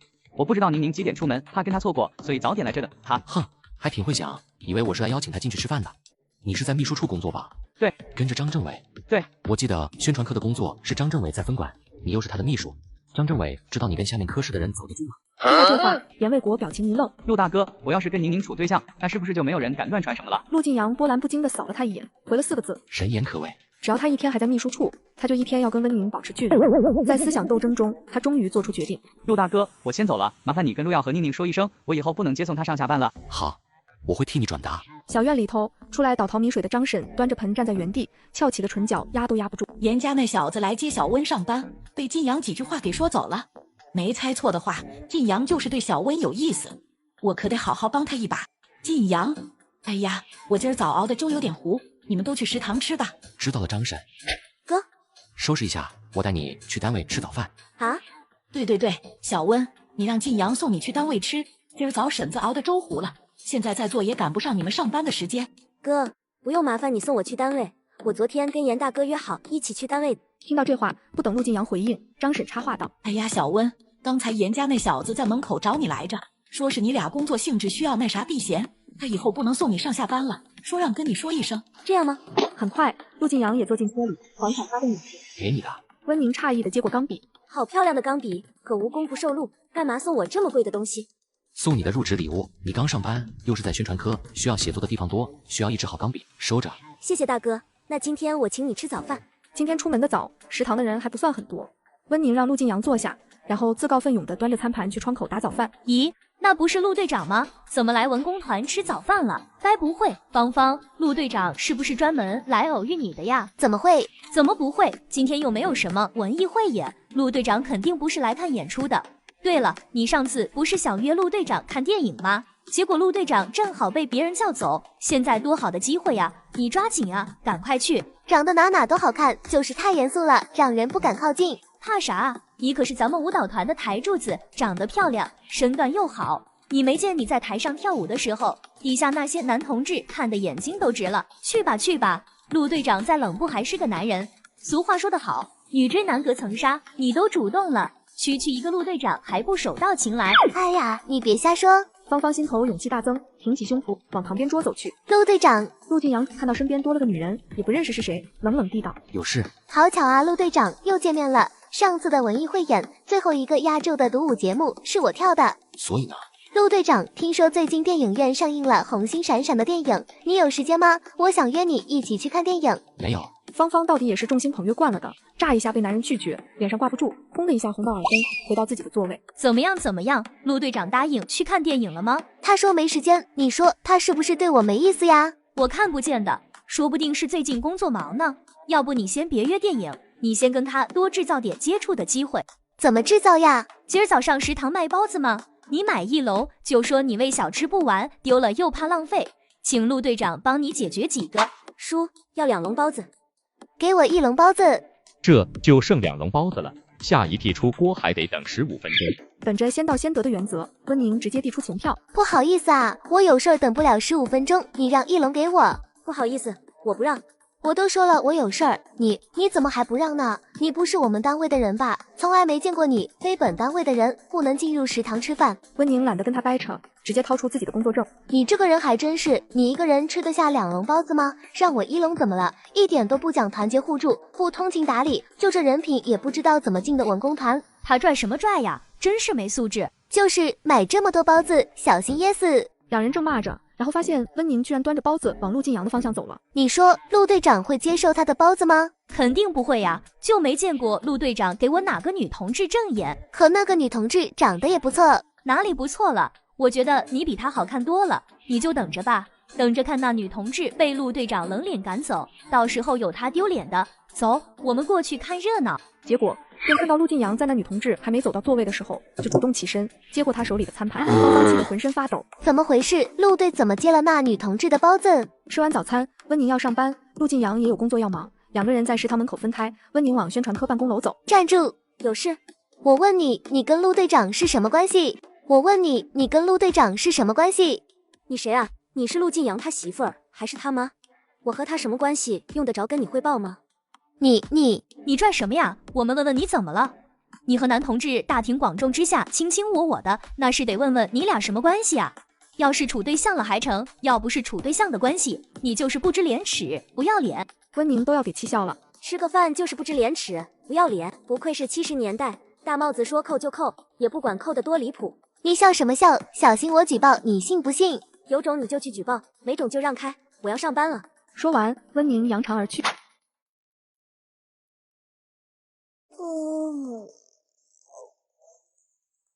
妈呀，这女同志也长得太好看了，是咱们部队新招进来的吗？估计是，你看她手里还拿着饭票，不是咱们部队的人怎么可能进得来？这样的话，舞蹈队的台柱子恐怕要换人了。这女同志往台上一站，啥也不用干，就给人看呆了。要是随便再舞几个动作，还不把那些新兵蛋子迷得眼睛发直？是呀，跟她一比，芳芳长得好像也就一般。何止一般，两人站在一块儿，谁眼里还看得见芳芳呀？芳芳和同伴站在一块儿，听到身边的讨论声，气得狠狠揪紧衣角。我长得一般，这些人咋不照照镜子，看看自己长啥样呢？还有那个温宁已经跟陆晋阳处对象了，还穿成这样出来招摇过市，这画面实在太精彩了，真想驱车到现场看看。说到车，我最近就在瓜子二手车上买了台比亚迪汉，只花了9万多。现在新车掉价快，上瓜子买二手特划算。年底瓜子有100亿补贴活动，5万多就能买奔驰、宝马、比亚迪。瓜子每台车都经过官方专业检测，可以试开3天。要是有旧车，还能放瓜子拍卖，买卖二手车上瓜子就对了。赶紧点开评论区看看吧。同伴朝前面的背影追过去，温同志，芳芳却像变了个人一样，笑着问：温同志，你一个人吃饭啊？有事？上午是我态度不好，我跟你道歉，你别放在心上啊。为了表达我道歉的诚意，我请你吃食堂小炒吧。无事献殷勤，非奸即盗，温宁警惕得很，当即拒绝。你的道歉我接受，吃饭还是算了，咱俩不熟。说完，温宁就加快脚步进了食堂，融进人流。芳芳，那个女同志是谁呀？向兵刚过来，就看到温宁的脸，惊艳的两眼发直。再看身边的芳芳，瞬间就觉得黯然失色。她呀，她叫温宁，是宣传科刚来的干事。下午上班，他就找了个借口去宣传科转了一圈。小夏，找谁呢？来送材料。行，你给我吧。周姨，听说你们宣传科新招了个干事。对呀，怎么了？没事儿，我就问问，这几天总听大家在讨论。